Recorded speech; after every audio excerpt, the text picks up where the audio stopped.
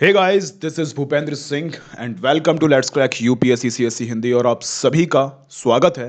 तो कैसे हैं आप सभी? आशा करता हूं कि आप सभी अच्छे होंगे।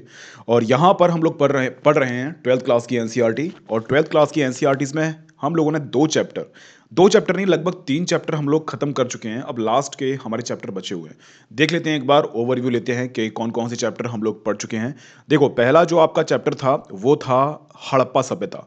हड़प्पा सभ्यता में हम लोगों ने बात की थी ईंट, मनके और अस्थियां।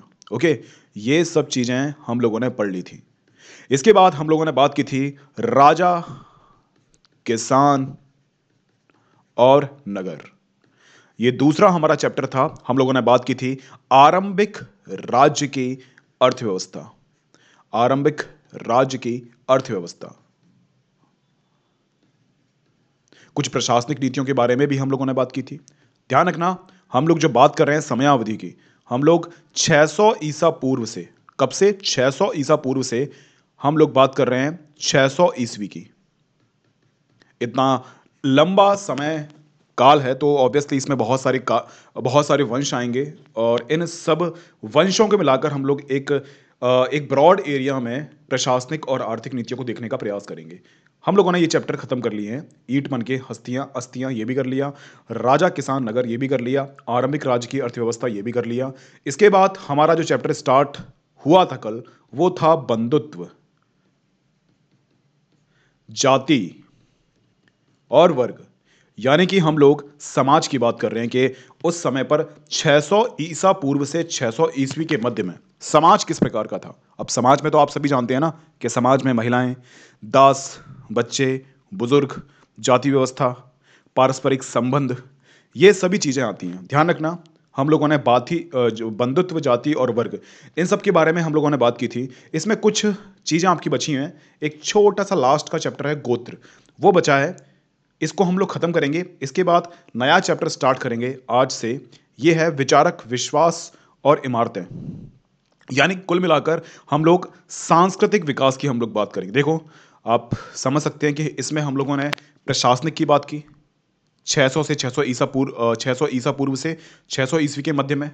हम लोगों ने राजनीति की बात करी, हम लोगों ने आर्थिक व्यवस्थाओं की बात करी, और हम लोगों ने सामाजिक व्यवस्था की बात की। अब इसके बाद हम लोग जो बात करेंगे ना, वो सांस्कृतिक क्षेत्र की बात करेंगे। देखना, इस एनसीईआरटीज में आपके बहुत सारे चैप्टर है ना, वो खत्म हो रहे हैं। आर्ट एंड कल्चर, सोसाइटी, प्रशासनिक, एडमिनिस्ट्रेशन, यानी कि ओके। तो ध्यान रखना, सब कुछ मिक्सअप है यहाँ पे। और मैंने जो आपको एंशियंट हिस्ट्री पढ़ाई थी उसमें थोड़ा सा मैंने आपको अलग अलग करके पढ़ाया था। तो ये आज का हमारा चैप्टर होगा। इसमें हम लोग बात करेंगे विचारक, विश्वास और इमारतें। ओके, यानी कि सांस्कृतिक विकास। और इसमें भी हम लोग 600 ईसा पूर्व से 600 ईस्वी तक की बात करेंगे। कब से? 600 ईसा पूर्व से 600 ईस्वी तक की बात करेंगे। ओके, चलिए तो हम लोग स्टार्ट करते हैं। आप सभी जानते हैं अनअकैडमी इंडिया का सबसे बड़ा प्लेटफॉर्म है। अगर आपको एक सिस्टमेटिक तरीके से तैयारी करनी है तो अनअकैडमी आपके लिए बेस्ट ऑप्शन हो सकता है। ओके, तो आप इसको ज्वाइन कीजिए। आपको क्या मिलेगा? आप मतलब ऑफलाइन क्लासेस से क्या अलग है? यहाँ पर आप एजुकेटर के साथ अलग से डाउट पूछ सकते हैं। एक अलग से डाउट क्लियरेंस सेशन होता है, हफ्ते में 2 बार होता है। तो जो भी आपको डाउट होते हैं वो सभी डाउट आप क्लियर कर सकते हैं। ऑफलाइन क्लासेस में आपको ये नहीं मिलेगा। लाइव क्लासेस यानी कि वीकली और मंथली बेस पर आपको मॉक टेस्ट मिलते हैं। ये भी आपको ऑफलाइन क्लासेस में देखने को नहीं मिलेगा। जैसे ही टॉपिक खत्म होता है तो उससे संबंधित क्वेश्चन भी आपसे पूछे जाते हैं। डेली आंसर राइटिंग होती है। सिलेबस के अकॉर्डिंग सारा कोर्स अवेलेबल है यहाँ पे। और एक बार आप सब्सक्रिप्शन लेते हैं तो अनलिमिटेड एक्सेस आपको मिल जाएगा। ओके, यहाँ पर पेन ड्राइव कोर्स की तरह एक बार, 2 बार, 3 बार, 4 बार नहीं, आप कितनी बार भी चाहें उतनी बार रिवीजन कर सकते हैं। आपको सीधे अनअकैडमी लर्निंग ऐप डाउनलोड करना है प्ले स्टोर से। और प्ले स्टोर से डाउनलोड करने के बाद आपको यूपीएससी सीएससी पे क्लिक करना है, फिर सब्सक्रिप्शन लेना है आपको। उसके बाद बीएस लाइव कोड का यूज़ करना है। इंस्टेंटली आपको 10% का डिस्काउंट मिल जाएगा और आप मेरे ग्रुप में शामिल हो जाएंगे। ये मेरा टेलीग्राम ग्रुप है, @भूपेंद्र सिंह दिनकर के नाम से सर्च करना, आपको मिल जाएगा। उसमें मेरी ही फोटो होगी। ये कुछ बातें मेरे बारे में हैं। जो भी नए स्टूडेंट है वो मेरे बारे में जानना चाहते हैं तो वो देख सकते हैं।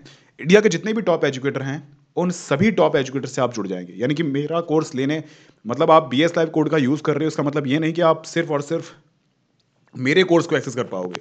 जितने भी एजुकेटर हैं दिल्ली मुखर्जी नगर के, मैक्सिमम आपको इस प्लेटफॉर्म पर देखने को मिल जाएंगे। तो फिर बाहर क्यों जाना है, क्यों फालतू में पैसा खर्च करना है। यहाँ पर आपको इतने सारे कोर्स, यानी कि polity, governance, IR, history, current affairs, geography, optional course, सब कुछ आपको मिलेगा। लगभग 15,519 कोर्स यहाँ पर अवेलेबल हैं। तो आप देखो अपने हिसाब से कोर्स को डिज़ाइन कर सकते हो।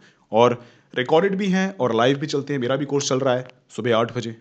यहाँ पर प्लस कोर्स की जो फीस है वो आप देखना, 1 साल की 49,500, 2 साल की 72,000 और 3 साल की यानी कि 90,000। इसमें आपको 10% का डिस्काउंट मिलेगा। आप देख सकते हैं 49,500 से 44,550 हो गया, और 72 से 64,800, 90,000 से 81,000। यहाँ पर आपको BS live, B for Bhupendra, S4 Singh, LIVE। जब भी आप एडमिशन लें BS लाइव कोड का यूज़ कर लें। आइकॉनिक ऐसे बच्चों के लिए है जो कि बिल्कुल जीरो लेवल से स्टार्ट करना चाहते हैं, उनको कुछ भी पता नहीं है। ये पर्सनल कोच आपको मिलेगा और ये पर्सनल कोच काफ़ी एक्सपीरियंस वाला होगा, ध्यान रखना। तो आपको समय समय पर बताएगा किस तरह से आपको तैयारी करनी है, किस तरह से आपको मेंस आंसर राइटिंग करनी है, किस तरह से आपको जो है पेपर को टैकल करना है। यानी कि आपका सब कुछ समाधान हो जाएगा पर्सनल कोच जब आप आइकॉनिक लोगे। यहाँ पर भी आपको 10% का डिस्काउंट मिलेगा जब आप BS लाइव कोड का यूज़ करोगे। यहाँ पर 1 साल की जो फीस है 69,500, ये 62,550 हो जाएगी। 2 साल की ये आप देख सकते हैं 1,07,000, यहाँ पर 96,300, और 3 साल की 1,41,000, और यहाँ पर 1,26,900 आपकी फीस हो जाएगी यदि आप BS लाइव कोड का यूज़ करोगे। BS लाइव कोड का यूज़ करोगे तो आप सभी जानते हैं मेरे ग्रुप में शामिल हो जाओगे। क्या पढ़ना है, कैसे पढ़ना है, क्या नहीं करना है। 8 से लेकर 10 बजे का जो टाइम होता है ना, वो इन्हीं बच्चों का होता है, BS लाइव वाले बच्चों का होता है। ओके, तो मैं ही डायरेक्ट उनको पर्सनली गाइड करता हूँ जब भी आप फ़ोन लगाओगे 8 से लेकर 10 बजे। हाँ, BS लाइव वालों के लिए ध्यान रखना, सब्सक्रिप्शन वाले बच्चों के लिए। और ऐसे बच्चे जो कि बिना सब्सक्रिप्शन वाले हैं, वो सुबह संडे के टाइम पर 6 से 7 के बीच में कॉल कर सकते हैं। ओके, तो जितना हो सकता है उतना तो मैं कर सकता हूँ। ओके, हमेशा तो अवेलेबल नहीं रह सकता। ओके, आपको डायरेक्टली आपके घर तक नोट्स पहुंच जाएंगे हार्ड कॉपी में, पर्सनली मेरे ही नोट्स होंगे वो। ओके, तो ये सब चीज़ें आपको मिलेंगी। और कैसे आपको ऑप्शनल सब्जेक्ट चुनना है वो सब मैं आपको बताऊंगा अगर आप BS लाइव। यहाँ पर आपके पास ऑप्शनल भी ऑप्शन है। आप चाहो तो GS आपका कंप्लीट हो गया हो तो GS को छोड़ो, आप ऑप्शनल ले लो। ऑप्शनल की भी फीस है 1 साल, 2 साल, 3 साल। इसमें भी आपको BS लाइव कोड का यूज़ करना है तो BS लाइव कोड का यूज़ कर लेना। ओके, यहाँ पर कुछ कंपटीशन चल रहा है। आप 45 मिनट, 60 क्वेश्चन, 13 कॉम्बैट्स, 6 सेक्शन, और आपको यहाँ पर प्राइज़ मिलेगी फर्स्ट, सेकंड, थर्ड और फोर्थ। यहाँ पर आप ध्यान रखना 15 दिसंबर से आपका बैच स्टार्ट हो चुका है। 6 मंथ का GS का बैच है आपका, प्रीलिम्स का है, बाईलैंग्वेज भी है, हिंदी मीडियम भी है, इंग्लिश मीडियम भी है। आप देख सकते हैं आपका 14 दिसंबर से स्टार्ट होने वाला है। तो जितना जल्दी हो सके उतना जल्दी आप कोर्स को ज्वाइन कर सकते हैं। ये इस साइड का जो बैच है आपका 14 दिसंबर का, ये लक्ष्य बैच है हिंदी मीडियम का। इसमें 6 मंथ का बैच है और इसमें प्रीलिम्स पे फोकस करेंगे। मेरा भी कोर्स है। ओके, इसमें कंप्लीट GS बैच होगा 2022 के लिए, और इसमें कंप्लीट GS बैच UPSC 2023 के लिए। ओके, तो आप देख सकते हैं प्रीलिम्स के लिए भी, 2022 के लिए भी और 2023 के लिए भी सब कुछ मिलेगा आपको। इन सबको एक्सेस कर सकते हैं आप, कोई से भी बैच में आप जा सकते हैं। जितना जल्दी हो सके उतना जल्दी आप ले लीजिए, काफ़ी अच्छा रहेगा। ये मेरी स्पेशल क्लास है, इसको भी आप ले सकते हैं। ओके, चलिए तो हम लोग अब स्टार्ट करते हैं हमारे लेक्चर के साथ। काफ़ी इंटरेस्टिंग होने वाला है क्योंकि हम लोग समाज के बारे में पढ़ रहे हैं। ओके, समाज में हम लोगों ने बहुत सारी चीज़ें पढ़ ली थी। ओके, अब हम बात करेंगे, ये लास्ट टॉपिक है आपका अगर देखा जाए तो। ओके, तो हम लोगों ने कुछ समाज के बारे में बात की थी और समाज में बहुत सारी चीज़ें हम लोगों ने देख ली थी, है ना। अब विवाह किस प्रकार से होता है, जाति प्रथा किस प्रकार की थी, है ना, और वर्चस्व किसका था वहाँ पर, कुछ हम लोग इन सब चीज़ों के बारे में बात कर रहे थे। ओके,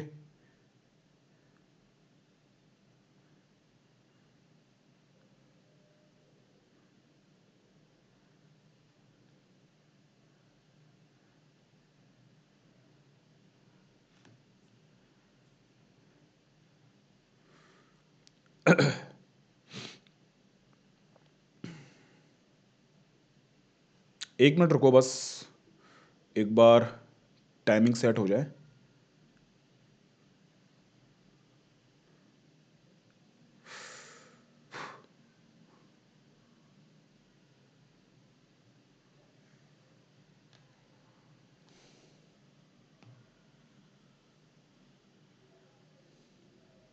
इसका जो सेकंड पार्ट है ना, सेकंड पार्ट में काफी अच्छा लगेगा आपको, है ना।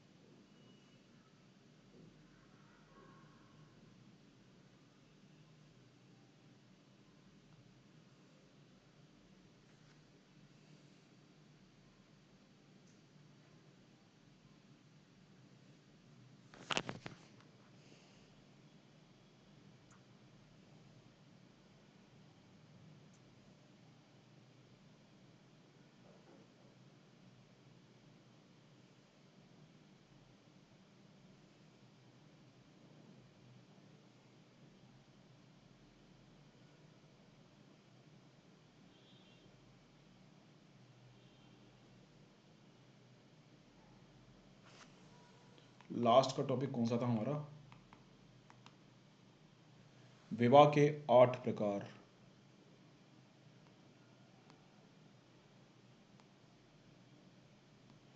देख रहा हूँ कि जिससे सीक्वेंस आपका चेंज ना हो, है ना। ऐसा ना हो कि एक के बाद एक चीज़ें आ जाएं, कभी कभी स्लाइड जो होती है एक के बाद एक आ जाती है ना। चलो ठीक है, ओके। हमारा सही सिस्टमेटिक तरीके से चल रहा है, एक के बाद एक ही हम लोग पढ़ रहे हैं। चलिए तो हम लोग बात करते हैं विवाह के 8 प्रकार। तो हम लोगों ने बात कर ली थी, और विवाह के 8 प्रकार में हम लोगों ने कुछ 4 विवाह की बात की थी, किस प्रकार के विवाह हुआ करते थे। अब हम बात करेंगे स्त्री का गोत्र। ओके, ध्यान रखना, एक ब्राह्मणीय पद्धति थी ये, जो लगभग 1000 ईसा पूर्व के बाद प्रचलन में आई।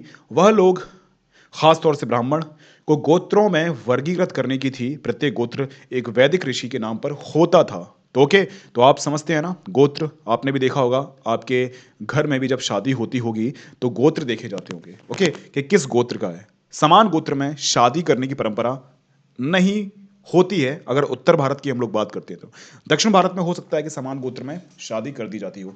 तो ध्यान रखना, 1000 ईसा पूर्व से ही ये गोत्र वाली जो प्रणाली है वो स्टार्ट हो चुकी थी। और ये जो गोत्र का विभाजन किया गया था, इस गोत्र के विभाजन में जो ऋषि होते हैं, यानी कि जो आपके ऋषि होते हैं, वैदिक ऋषि होते हैं, उनके नाम पर जो है गोत्र को डिवीजन कर दिया। यानी कि एक गोत्र में आप समान गोत्र में आप शादी नहीं कर सकते हो, ओके। तो आपको गोत्र के बाहर ही शादी करना पड़ेगा। देखते नहीं है कि आपके पापा का गोत्र, आपकी मम्मी का गोत्र, आपके दादा नानी सबका गोत्र देखा जाता है, ओके। अगर समान गोत्र होता है तो उसका मतलब आप लोग भाई बहन हो, और भाई बहन में शादी नहीं होती है। उस गोत्र के सदस्य ऋषि के वंशज माने जाते थे। गोत्रों के 2 नियम महत्वपूर्ण थे। विवाह के पश्चात स्त्रियों को पिता के स्थान पर पति के गोत्र का माना जाता था, तथा एक ही गोत्र के सदस्य आपस में विवाह संबंध नहीं रख सकते थे। जैसे कि आप सभी जानते हैं ना, कि जैसे कोई महिला है, अगर वो विवाह करती है और विवाह करने के बाद फेसबुक पे वो जो है गोपाल नहीं, सॉरी, सीमा गोपाल गुप्ता, सीमा गोपाल शर्मा, जो अपने पति का सरनेम है वो लगा लेती है, ओके। ये परंपरा 1000 ईसा पूर्व से स्टार्टिंग हुई थी। हालांकि फेसबुक तो अभी आया है, लेकिन ये जो परंपराएं हैं वो स्टार्ट बहुत पहले ही हो चुकी थी। अगर उस टाइम पर भी फेसबुक होता तो शायद फेसबुक पे स्टेटस डाला जाता, ओके। ये ध्यान रखना, स्टार्टिंग में पिता का सरनेम होता है, और शादी के बाद पिता की जगह पति का सरनेम हो जाता है। मेरे हिसाब से सरनेम चेंज करने से कोई मतलब नहीं है ना, क्या फालतू में सरनेम चेंज कर रहे हो, जिसको जो रखना है वो रखो। क्या इन नियमों का सामान्यतः अनुसरण होता था, इस बात को जानने के लिए हमें स्त्री और पुरुष नामों का विश्लेषण करना पड़ेगा, जो कभी कभी गोत्रों के नाम से उद्धृत होते थे। हमें कुछ नाम सातवाहनों जैसे प्रबल शासकों के वंश से मिलते हैं। मैंने आपसे कहा था ना कि पितृ सत्तात्मक सत्ता थी, और पितृ सत्तात्मक सत्ता में हमेशा पति का या फिर पिता का सरनेम महिला यूज करती है। लेकिन मैंने आपसे कहा था कि दक्षिण भारत में कुछ ऐसे वंश भी थे जो कि अपनी माता का सरनेम यूज करते थे, जैसे कि गौतमी पुत्र सातकर्णी। इसके माध्यम से समझ में आता है कि ये जो परंपराएं थीं जो कि ब्राह्मणों ने चलाई थी, कि स्टार्टिंग में पिता का सरनेम, और उसके बाद सरनेम का मतलब गोत्र समझना आप, हम लोग गोत्र की बात कर रहे हैं, उसके बाद पति का गोत्र लगाना। लेकिन सातवाहनों ने इस नियम को तोड़ दिया। इस बात से हमें समझ में आता है कि वाकई में ये जो परंपरा थी गोत्र की, ओके, वो ढंग से यूज होती थी या फिर नहीं होती थी। कुछ लोग इसका जो है उल्लंघन भी करते होंगे, है ना। इन राजाओं का पश्चिमी भारत और दक्कन के कुछ भागों पर शासन था। सातवाहनों के कई अभिलेख प्राप्त हुए हैं जिनके आधार पर इतिहासकारों ने पारिवारिक और वैवाहिक रिश्तों का खाका तैयार किया है। अगर देखा जाए तो ये जो सातवाहन थे, ये कहां पर शासन कर रहे थे? ये पश्चिमी भारत की हम लोग बात करें, पश्चिमी भारत यानी कि आपका गुजरात वाला एरिया हो गया, या फिर आपका दक्षिणी राजस्थान वाला एरिया हो गया, ओके। दक्कन के कुछ भागों में जैसे कि महाराष्ट्र वाला एरिया हो गया, आंध्र प्रदेश का जो आपका पश्चिमी भाग है, वहां पर ये लोग शासन करते थे।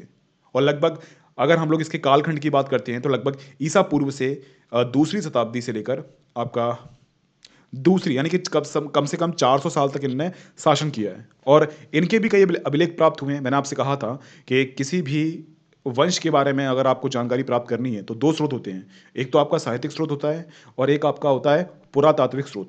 तो इनके बारे में हमें जानकारी मिलती है वो साहित्यिक स्रोतों के माध्यम से भी मिलती है। मत्स्य पुराण आपने सुना होगा, मत्स्य पुराण में सातवाहनों के बारे में जानकारी दे रखी है। इसके अलावा अगर बात की जाती है, अभिलेख भी बहुत मिलते हैं, और अभिलेख और साहित्यिक स्रोत अगर दोनों को मिला दिया जाता है तो सातवाहन के बारे में हमें जानकारी मिलती है। ध्यान रखना, जो सातवाहन का शासन था वो थोड़ा सा उत्तर भारत में जो प्रचलित परंपराएं थी उससे अलग था, है ना। तो वहां पर वैवाहिक संबंध, वैवाहिक रिश्ते कुछ अलग प्रकार के थे, कुछ अलग प्रकार के रीति रिवाज आपको देखने को मिलेंगे वहां पर। तो वही हम लोग देखते हैं कि अभिलेख के माध्यम से कि सातवाहन के समय पर ये जो उत्तर भारत में जो परंपराएं विकसित थीं गोत्रों की, वो फॉलो होती थी या फिर नहीं होती थी, ओके। और हम लोग बात करते हैं किसके बारे में? अभिलेख से हमें समझ में आता है, ओके। कुछ सातवाहन राजा बहुपत्नी प्रथा को मानने वाले थे। सातवाहन राजाओं से विवाह करने वाली रानियां नामों का विश्लेषण इस तथ्य की ओर इंगित करता है कि उनके नाम गौतम वशिष्ठ गोत्रों से उद्घृत थे, जो उनके पिता के गोत्र थे, ओके। गौतमी पुत्र सातकर्णी, यानी कि जो सरनेम था उस महिला का, सातकर्णी की मां का जो सरनेम था वो सरनेम महिला के पिता का था। यानी कि आप बोल सकते हैं कि गौतमी पुत्र सातकर्णी, सातकर्णी का जो सरनेम गौतमी आया वो कहां से आया? उसके नाना का सरनेम था। जबकि हमारे यहां पर क्या होता है, दादाजी का जो सरनेम होता है वही हम लोग यूज करते हैं ना। तो ध्यान रखना, सातवाहन में थोड़ा सा आपको डिफरेंस देखने को मिलेगा ये गोत्र प्रथा में, ओके। इससे प्रतीत होता है कि विवाह के बाद भी अपने पति के कुल के गोत्र को ग्रहण करने की अपेक्षा, जैसा कि ब्राह्मणी व्यवस्था में अपेक्षित था, उन्होंने पिता का गोत्र नाम ही कायम रखा। तो आप ये नहीं कह सकते कि ये जो व्यवस्थाएं थीं गोत्र और परंपराओं की, वो पूरे भारत देश में प्रचलित थी। आप समझ सकते हैं कि गौतमी पुत्र सातकर्णी, सातकर्णी जो आपका शासक था उसने अपने नाना का सरनेम यूज किया, अपने नाना का गोत्र यूज किया। तो इस आधार पर हम लोग बोल सकते हैं कि जो सामाजिक व्यवस्थाएं थी जो पूरे भारत में फैली हुई थी, उत्तर पूर्व पश्चिम दक्षिण, ये सभी अलग अलग थी। थोड़ा सा तो डिफरेंस था।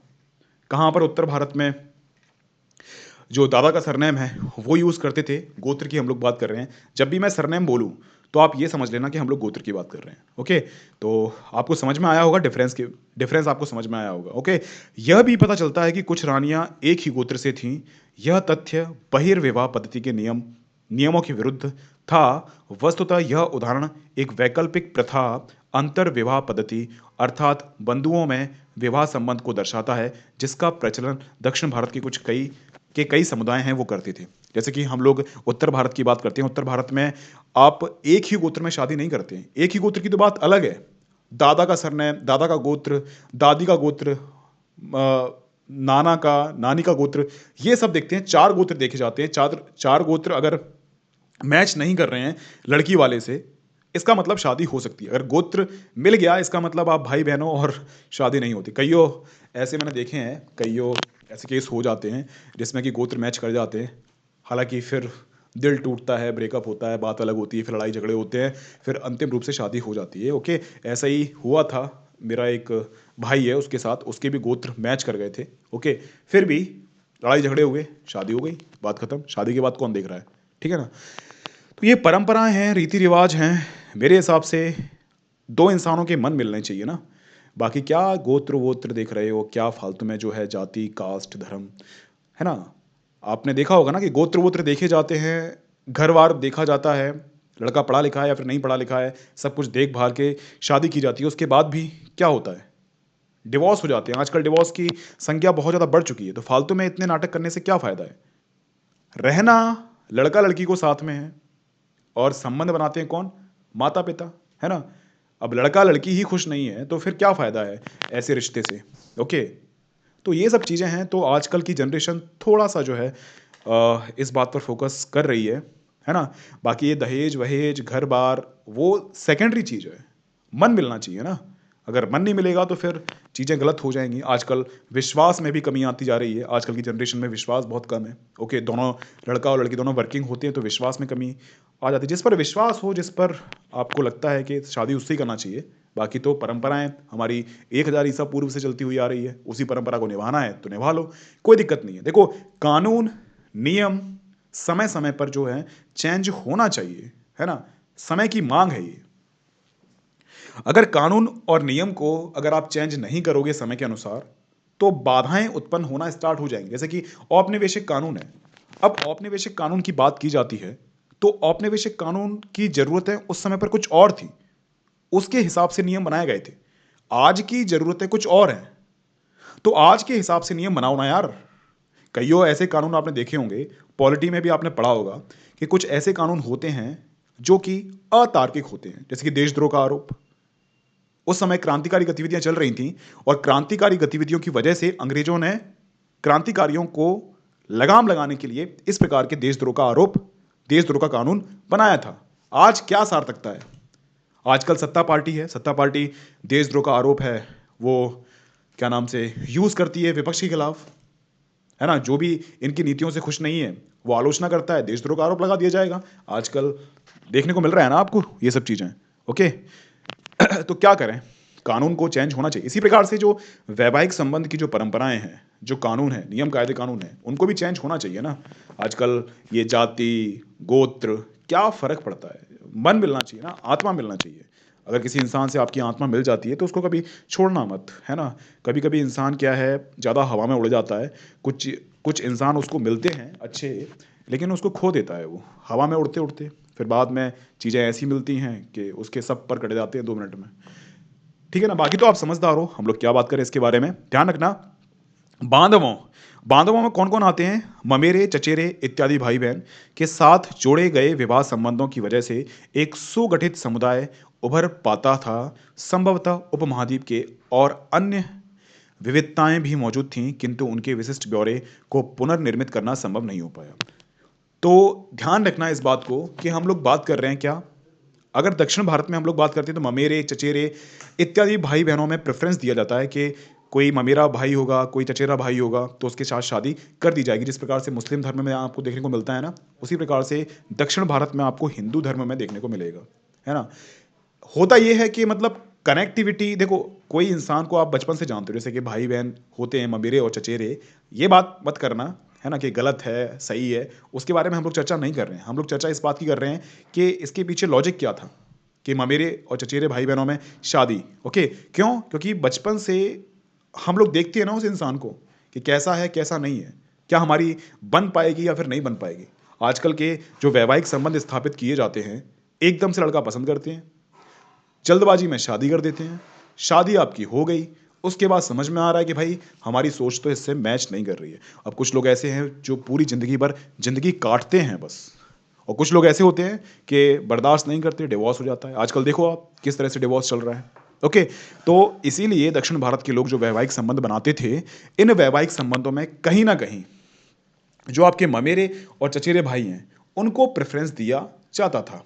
ओके, तो हमें दक्षिण भारत के बारे में बहुत सारी चीज़ें देखने को मिलती हैं, वो भी हमें देखने को मिलती है किससे, संगम साहित्य के माध्यम से। और वैसे भी सातवाहन के बहुत सारे अभिलेख हमें मिले हैं। इसके अलावा हमें जो है कुछ साहित्यिक स्रोत भी मिले हैं, जैसे कि मत्स्य पुराण। इसके बारे में हमें जानकारी मिलती है कि सातवाहन के समय पर, यानी कि दक्षिण के पठार में किस प्रकार की सामाजिक व्यवस्थाएं थी। अब आप देखना, हम लोग बात कर रहे हैं अभिलेखों से सातवाहन राजाओं के नाम। कुछ मैं आपको नाम बता रहा हूं, है ना, ध्यान रखना। अभिलेखों से सातवाहन राजाओं की कई पीढ़ियों के नाम प्राप्त हुए हैं। इन सभी नामों में राजा की एक जैसी पदवी पर ध्यान दीजिए। इसके अलावा अगले शब्दों को भी लिखित कीजिए, जिसका पुत्र से अंत होता हो। जिसका किससे? जिसका पुत्र। अभी मैं आपको बताऊंगा। यह एक प्राकृतिक शब्द है जिसका मतलब होता है पुत्र। पुत्र का मतलब क्या होता है? पुत्र। जैसे कि हम लोग बात करें गौतमी, ध्यान रखना, एक एग्जांपल ले रहा हूं, गौतमी पुत्र। इसका अर्थ होगा गौतमी का पुत्र। इसका मतलब क्या हुआ? ये सातवाहन के शासनकाल के समय पर मात्र सत्तात्मक सत्ता थी, तो माता के सरनेम को उस समय पर यूज किया जाता था। वसिथि स्त्रीवाची नाम है। गौतम और वशिष्ठि के ये दोनों वैदिक ऋषि थे जिनके नाम से ये गोत्र है। ओके, मैंने आपसे बताया था कि वैदिक ऋषि के माध्यम से, वैदिक ऋषि के हिसाब से गोत्रों को अनेक ऋषियों के गोत्रों में बांट दिया गया था, है ना। आगे चलकर यही गोत्र के रूप में विकसित हुए, जैसे कि वशिष्ठी पुत्र, है ना, गौतमी पुत्र। अब ध्यान रखना, राजा गौतमी यानी कि पुत्र श्री सातकर्णी, राजा वसिथि पुत्र सामी श्री पुलवामी पुलमामी, राजा गौतमी, राजा मधारी, राजा हरित। ठीक है ना, तो आपको समझ में आ गया राजा गौतमी। तो इस प्रकार के आपको कुछ मिलेंगे, है ना। उसके बीच में आपको थोड़ा सा पुत मिले, पुत का मतलब होता है यहाँ पर पुत्र। कुछ इस प्रकार के सरनेम आपको यहाँ पर देखने को मिलेंगे, है ना। अब हम लोग बात करते हैं कुछ माता की सलाह के बारे में। अब ये क्या है, हम लोगों ने कल जो एग्जाम्पल उठाया था वो महाभारत का एग्जाम्पल उठाया था, और महाभारत के माध्यम से हमें समझ में आता है कि 1000 ईसा पूर्व के पहले, सॉरी बाद में, 1000 ईसा पूर्व से लेकर हम लोग 600 ईस्वी तक की बात कर रहे हैं। तो 1000 ईसा पूर्व से लेकर 600 ईस्वी की अगर हम लोग बात करते हैं, तो महाभारत के महाकाव्य से हमें उस समय की समाज के बारे में जानकारी मिलती है कि किस प्रकार की प्रशासनिक व्यवस्थाएं थी, किस प्रकार का समाज था, किस प्रकार की आर्थिक नीतियां थी, है ना। तो महाभारत काव्य के माध्यम से हमें समझ में आता है कि इस प्रकार से चीजें थी। ओके, हम देखते हैं कि माता की कितनी भूमिका थी, माता की सलाह को कितना वरीयता दी जाती थी। ओके, ध्यान रखना, ध्यान रखना, आज के समय में क्या है, पितृसत्तात्मक सत्ता है और माता की सलाह को सेकेंडरी समझा जाता है। आजकल के बच्चे जो है माता की सलाह को मानते हैं क्या? नहीं। पिता एक थप्पड़ मारेंगे 2 मिनट में, समझ में आ जाएगा, और माता को तो उल्लू बना के चले जाते हैं। और कुछ कुछ माताएं जो होती हैं थोड़ा सा डेंजर टाइप की होती हैं, तो वो समझा देती हैं, वो भी थप्पड़ झाड़ू जो है लगा के बच्चे को समझा देती हैं। अब ध्यान रखना, उस समय पर हम लोग बात कर रहे हैं 1000 ईसा पूर्व के समय की बात कर रहे हैं। 1000 ईसा पूर्व के समय पर माता की सलाह मानी जाती थी, उसको वरीयता दी जाती थी, उसके सलाह को सम्मान दिया जाता था। ओके, कुछ बच्चे आज भी हैं जो माता की सलाह को सर्वोपरि मानते हैं, और कुछ उद्दंडी बच्चे होते हैं जो माता की सलाह को सही नहीं मानते। अब ध्यान रखना, मैं कुछ आपको बता रहा हूं, कुछ एग्जाम्पल मैं आपको बता रहा हूं। तो ध्यान रखना, कौरवों और पांडवों के बीच में युद्ध हो रहा था। गांधारी ने बोला अपने पुत्र से, दुर्योधन से, कि युद्ध नहीं करें। ओके, युद्ध नहीं करें, आप मिल बांट के जो है अपने भूमि को मिल बांट के कर लो, सत्ता को अपने मिल बांट के संभाल लो, सभी लोग जो है राजा वाजा बन जाओ, है ना, क्योंकि आपके भाई तो हैं, ऑब्वियसली कजिन भाई हैं वो। और युद्ध करके क्या है, या तो तुम मरोगे या फिर पांडव मरेंगे। ओके, तो ध्यान रखना, शांति की संधि करके तुम अपने पिता, मेरे तथा अपने शुभेच्छकों का सम्मान करोगे। विवेकी पुरुष जो अपनी इंद्रियों पर नियंत्रण रखता है वही अपने राज्य की रखवाली करता है। कुछ इस प्रकार की सलाह दी थी किसने? गांधारी ने। ओके, लालच और क्रोध आदमी को लाभ से दूर खदेड़ कर ले जाता है। इन दोनों शत्रुओं को पराजित कर राजा समस्त पृथ्वी को जीत सकता है। लालच और क्रोध। तुम विवेकी और वीर पांडवों के साथ सानंद इस पृथ्वी का भोग में कुछ भी शुभ नहीं होता। ना धर्म अर्थ की प्राप्ति होती है और ना ही प्रसन्नता की युद्ध के अंत में सफलता मिले, यह भी जरूरी नहीं है। अपने मन को युद्ध में लिप्त मत करो, करोगे युद्ध दुर्योधन ने मां की सलाह नहीं मानी, वह युद्ध में लड़ा और हार गया। क्या बोला? देखो, इस संसार में देखो, मैं आपको एक चीज बताऊं ना कि महाभारत एक महाकाव्य है। अब महाभारत में पांडव थे, कौरव थे, ये हमें कुछ पता नहीं है ना? थे भी या फिर नहीं थे, अभी तक देखा जाता है तो हमें साक्ष्य नहीं मिले हैं कि ऐसा कुछ हुआ होगा, है ना? अभी हमें साक्ष्य नहीं मिले हैं, प्रूफ नहीं हुआ है कि कौरव और पांडवों में युद्ध हुआ भी था या फिर नहीं हुआ था। ओके, हमें जो प्रूफ मिले हैं वो वैदिक काल के मिले हैं। ओके, वैदिक काल के पहले आपका जो हड़प्पा काल था उसके मिले हैं। इसके बीच की जो समय अवधि है उसके बारे में हमें जानकारी नहीं मिली है। तो आज के समय में भी आप जानते हैं कि लालच और क्रोध, ये दो चीज ऐसी होती हैं जो कि इंसान को अपने व्यक्तित्व से बहुत दूर ले जाती हैं। ओके, लालच और क्रोध की वजह से ही इंसान अपनों को भूल जाता है। लालच और क्रोध की वजह से ही इंसान जो है शुभ और अशुभ में अंतर नहीं कर पाता है। लालच की वजह से ही उसमें हमेशा दुखी की भावना होती है।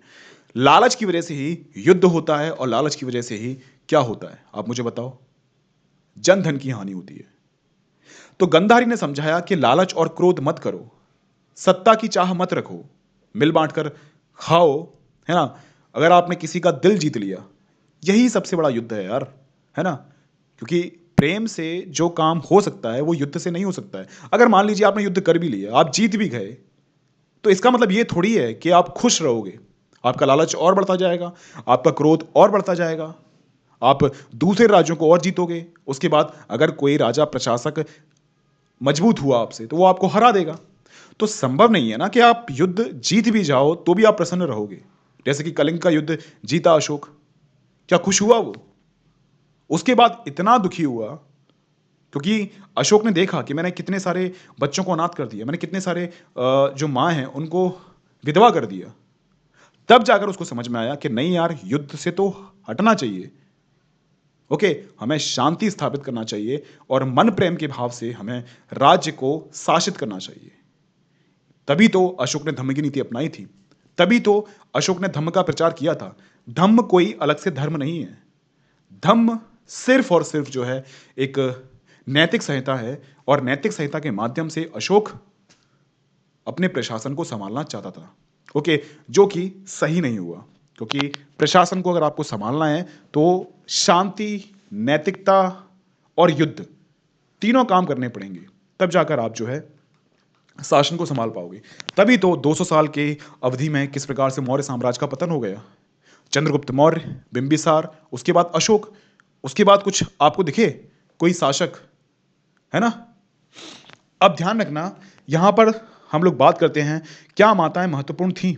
जिस प्रकार से अगर देखा जाए कि महाभारत के युद्ध में दुर्योधन ने अपनी माता की बात नहीं मानी और युद्ध किया। अब हम लोग बात करेंगे सातवाहन। सातवाहन जो कि दक्षिण क्षेत्र में शासन कर रहे थे, क्या वह अपनी माताओं की बात मानते थे? तो ध्यान रखना, मैंने आपको क्या कहा था कि माताओं का सरनेम ये लोग यूज करते थे कि गौतमी पुत्र सातकर्णी, वशिष्ठी पुत्र पुलवामी, है ना? तो आपको ध्यान रखना होगा कि इस सरनेम के माध्यम से, इस गोत्र के माध्यम से हम समझ सकते हैं कि वो उस समय पर सातवाहन शासक उस समय पर अपनी माताओं का सम्मान करते होंगे। ओके, लेकिन ध्यान रखना, हो सकता है कि कुछ चीजें अलग हों परंपराओं में, प्रथाओं में। आजकल हम लोग बेटियों को देवी की संज्ञा देते हैं। उत्तर भारत में आप जाओगे, है ना, उत्तर भारत में आप जाओगे तो वहां पर जो कन्याएं होती हैं उनको देवी का स्वरूप समझा समझा जाता है। ओके, तो होता ये है ना, फिर भी तो लैंगिक भेद है, फिर भी तो आप समझ सकते हैं कि कितनी घटनाएं ऐसी होती हैं जो कि अनैतिक होती हैं, है ना? तो कुछ चीज हाथी के दांत दिखाने की कुछ होते हैं और खाने के कुछ और होते हैं। इसी बात से आप समझ सकते हैं कि सातवाहन के समय पर अगर वशिष्ठी पुत्र पुलवामी यानी कि माता का गोत्र यूज किया गया है, इसी प्रकार से सातवाहन राजाओं ने अगर यूज किया है अपनी माता का सरनेम, इसका मतलब ये नहीं है कि मात्र सत्तात्मक सत्ता होगी, है ना? ध्यान रखना, हमें निष्कर्ष पर पहुंचने से पहले थोड़ी सी सावधानी बरतनी पड़ेगी।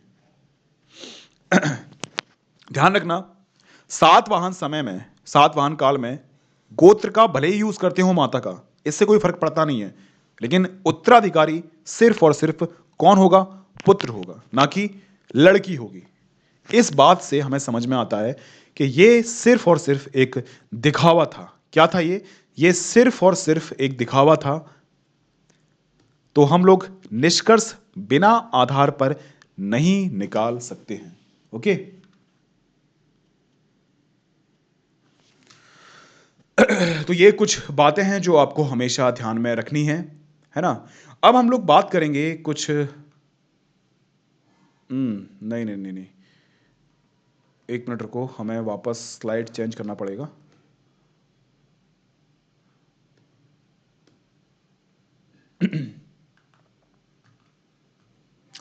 अब हम लोग बात करते हैं सामाजिक विषमताओं के बारे में। तो आपको समझ में आ गया ना, थोड़ा सा हम लोगों ने समाज की बात की थी, किस प्रकार का समाज था उस समय पर, किस प्रकार के समाज का वर्चस्व था उस समय पर। इसके बाद हम लोग बात करेंगे कुछ सामाजिक विषमताएं। कुछ सामाजिक विषमताएं भी आपको देखने को मिलेंगी। देखो यार, आप सभी जानते हैं कि कोई भी समाज ऐसा नहीं था कि जो सामाजिक विषमताओं से बिल्कुल पृथक रहा हो। हालांकि साम्यवादी विचारधारा है, वो इस बात पर फोकस करती है कि एक समय के बाद जो है साम्य अवस्था आएगी, यानी कि ना तो कोई आर्थिक विषमता होगी और ना ही कोई सामाजिक विषमता होगी। लेकिन आपको प्रैक्टिकल लगता है कि ऐसा कोई समय आएगा जब ना तो कोई आर्थिक विषमता होगी और ना ही कोई सामाजिक विषमता होगी? आप मुझे बताओ, आपको लगता है ऐसा कभी हो पाएगा? नहीं हो पाएगा। आज आप साम्य व्यवस्था वाले साम्य वादी देशों में आप जाओगे, चीन में भी आप जाओगे, तो वहां पर भी आपको सामाजिक भिन्नताएं देखने को मिलेंगी। सामाजिक भिन्नताएं कभी खत्म नहीं हो सकती हैं। जैसे कि हम लोग बात करें हड़प्पा सभ्यता में सभी लोग खुश थे, लेकिन हड़प्पा सभ्यता में भी दो वर्गों में डिवाइड थे, एक तो शासक था और एक शासित था। तो हम लोग ये नहीं कह सकते कि सामाजिक विषमताएं आपकी नहीं होंगी। आप चाहे वैदिक काल में चले जाओ, चाहे आप उत्तर वैदिक काल में चले जाओ, चाहे आप मौर्य साम्राज्य में चले जाओ, चाहे आप सातवाहन में, चाहे आप चोल काल में, चाहे आप सल्तनत काल में, चाहे आप मुगल काल में, आपको ये सब चीजें ध्यान रखनी ही रखनी है। ओके, आपको ये सब चीजें ध्यान रखनी ही रखनी है, जिसकी वजह से ओके, ठीक है ना। तो अब हम लोग बात करेंगे सामाजिक भिन्नताओं के बारे में, किस प्रकार की सामाजिक विषमताएं थीं उस समय पर। ओके, तो आप ध्यान रखना, वर्ण व्यवस्था के दायरे में और उससे परे संभवतः आप जाति से परिचित होंगे। आपने जाति सुना होगा ना? सुना है या फिर नहीं सुना है जाति? हम्म, सुना है या फिर नहीं सुना है जाति? जाति शब्द सुना है ना आपने? तो जाति शब्द से आप वैसे भी परिचित होंगे जो एक सोपानात्मक सामाजिक वर्गीकरण को दर्शाता है। धर्म सूत्रों और धर्मशास्त्रों में एक आदर्श व्यवस्था का उल्लेख किया गया है। मैंने आपको क्या बताया था कि एक मनुस्मृति का निर्माण हुआ था, एक धर्मशास्त्र और धर्म सूत्रों का निर्माण हुआ था, जिसके माध्यम से जाति प्रथा को सुदृढ़ बनाया गया और सभी के कामों को सुनिश्चित किया गया।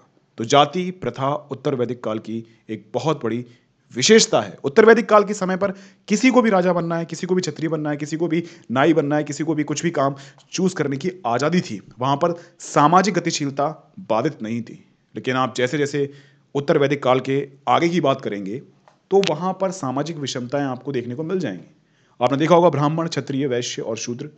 आजकल शूद्र में बहुत सारी जातियां बन गई हैं। ओके, शूद्र में बहुत सारी जातियां बन चुकी हैं, ध्यान रखना इस बात को।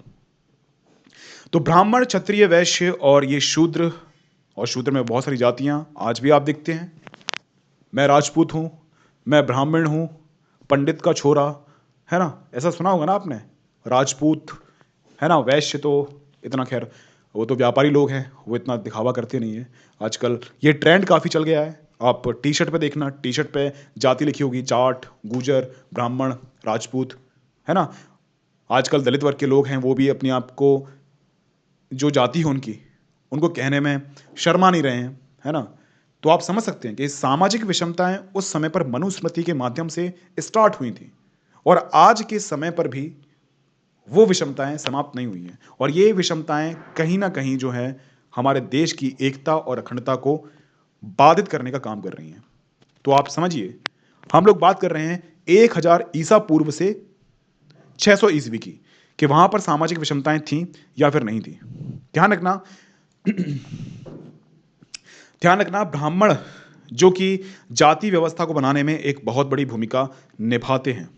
ओके, तो आप समझ सकते हैं, अब आपको इतिहास मालूम चलेगा। देखो, मेरी पर्सनल कोई राय नहीं है, जो किताब में लिखा हुआ है वही मैं आपको बता रहा हूं, कृपया नाराज ना हो, आप समझदार हैं, इस बात की आशा करता हूं। आप समझदार हैं, आप समझते हैं इतिहास के बारे में, आप यूपीएससी कर रहे हैं, आपको पता है हम लोग एनसीईआरटी में पढ़ रहे हैं। ये मेरी कोई विशेष व्यक्तिगत राय नहीं है, जो लिखा हुआ है वही मैं आपको बता रहा हूं। ओके, तो ब्राह्मण जो थे उन्होंने अपने आप को जो है पहले दर्जे पर रखा, ब्राह्मण, क्षत्रिय, वैश्य और शूद्र। ठीक है ना? तो आप ध्यान रखना, ये जो आपके ब्राह्मण हैं ये पहले दर्जे पर हैं और इनको देवीय व्यवस्था, है ना, ये एक देवीय व्यवस्था है। ये भगवान ने उनको दर्जा प्राप्त किया है, दर्जा दिया है, और भगवान और आम जनता के बीच में ये मध्यस्थ की भूमिका निभाएंगे। होता नहीं है कि आप ये यज्ञ करवाओ, आप ये आहुति दो, आप ये काम करो, आपकी जो प्रार्थना है वो आपकी ईश्वर तक पहुंच जाएगी, है ना? तो बीच में कौन आता है? जैसे कि अग्नि कर्मकांड होता है, पंडित भाई साहब आते हैं ना अपने, है ना, वो आते हैं और वही तो भगवान से कनेक्टिविटी करवाते हैं। जिस प्रकार से एक मध्यस्थ की भूमिका, जैसे हम फ़ोन लगाते हैं, फ़ोन में जो वायर होता है वो मध्यस्थ की भूमिका निभाता है, एक साइड के मैसेज को दूसरी साइड के मैसेज पर ले जाता है। उस समय पर भगवान और आम जनता के बीच में मैसेंजर का काम कौन करता था? वो ब्राह्मण थे। अब ब्राह्मण थे तो भाई साहब अब मैसेंजर का काम कर रहे हैं तो उनकी तो प्राथमिक भूमिका होगी होगी होगी कि नहीं होगी? होगी ना? तो सबसे पहले स्थान पर थे ब्राह्मण, उसके बाद थे क्षत्रिय, उसके बाद थे वैश्य और उसके बाद थे शूद्र। और शूद्र जो थे इनको अस्पृश्य समझा जाता था। अस्पृश्य का मतलब उनको छुआ नहीं जाएगा। ओके, अब ध्यान रखना, ये जो दर्जा है आपका जन्म के अनुसार निर्धारित किया जाएगा। वैदिक सभ्यता में ध्यान रखना, वैदिक सभ्यता में भी वर्ण व्यवस्था थी, ब्राह्मण, क्षत्रिय, वैश्य और शूद्र थे। नहीं, वैदिक व्यवस्था में हम लोग बात करें 3 वर्ग थे, ब्राह्मण, क्षत्रिय और आपके शूद्र। जो ये वैश्य थे, वैश्य भी एक शूद्र का ही एक पार्ट थे, कोई अलग से पार्ट नहीं थे। लेकिन वैश्य व्यापारी, इनने अपनी आर्थिक स्थिति को मजबूत किया और आर्थिक स्थिति को मजबूत करने के बाद इनका एक अलग से वर्ग बन गया। शूद्र जाति से ये एक अलग से वर्ग के रूप में आए वैश्य। अब इनको बोलते हैं हम लोग द्विज वर्ण, है ना? ये ब्राह्मण, क्षत्रिय, वैश्य ये अच्छे हैं, बाकी आपके शूद्र जाति में सभी लोग आ जाएंगे, जितने भी आपके सेवक वर्ग होते हैं। ओके, तो वैदिक काल में हम लोग बात करें तो वैदिक काल में इस प्रकार की व्यवस्था नहीं थी। वैदिक काल में अगर हम लोग बात करें तो वैदिक काल में वर्ण व्यवस्था जन्म आधारित नहीं थी। और गीता में भी लिखा हुआ है कि जन्म व्यवस्था वर्ण व्यवस्था जन्म आधारित नहीं होगी। लेकिन हुआ क्या, आप समझ सकते हैं? उत्तर वैदिक काल में, उत्तर वैदिक काल आया, धीरे धीरे जाति प्रथा है वो जन्म आधारित बन गई और धर्मसूत्र बन गया। मनुस्मृति आ गई और मनुस्मृति में क्लियर लिख दिया कि ब्राह्मण का बेटा ब्राह्मण बनेगा, क्षत्रिय का बेटा क्षत्रिय बनेगा और शूद्र का बेटा शूद्र बनेगा। ये फिक्स हो गया और तभी से सामाजिक गतिशीलता बाधित होना स्टार्ट हो गई। ओके, तभी से ही ये जो है जातिगत हिंसा स्टार्ट हो चुकी थी, क्योंकि आप सभी लोग जानते हैं कुछ लोग श्रेष्ठ बन जाएंगे और कुछ लोग अछूत बन जाएंगे, तो जातिगत संघर्ष देखने को मिलेगा। ओके, तो ये सब व्यवस्थाएं आप देख सकते हैं किस प्रकार से जो धर्मशास्त्र था, जो मनुस्मृति थी, उसके माध्यम से चलाया गया, है ना? ध्यान रखना, हम लोग बात करते हैं इसके बाद उचित जीविका, है ना? ठीक है ना? अब देखते हैं किस प्रकार से जीविका वगैरह वहन होता था। धर्मसूत्र और धर्मशास्त्रों में 4 वर्गों के लिए आदर्श जीविका से जुड़े हुए कई नियम मिलते हैं। आप ध्यान रखना, ब्राह्मणों का कार्य क्या है?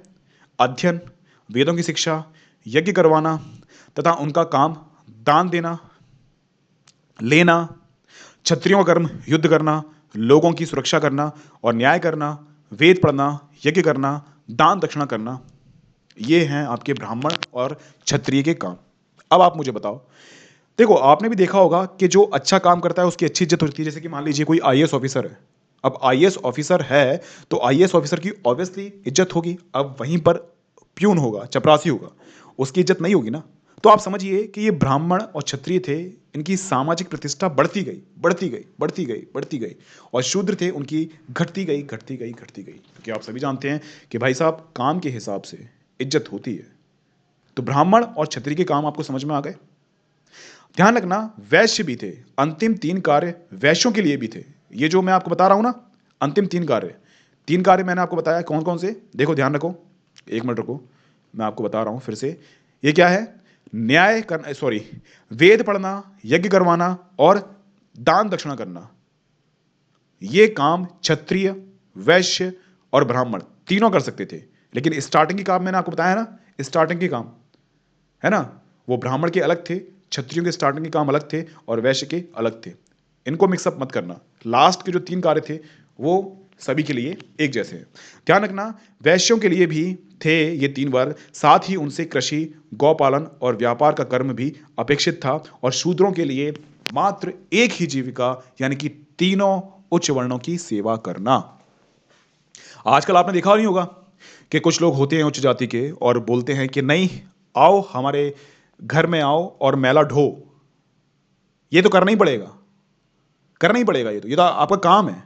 आजकल बहुत सारे लोग हैं वो इस काम का विरोध करते हैं, और आपने देखा होगा किस प्रकार से संसद में विधेयक भी बनाया गया है ये सफाई कर्मियों के लिए।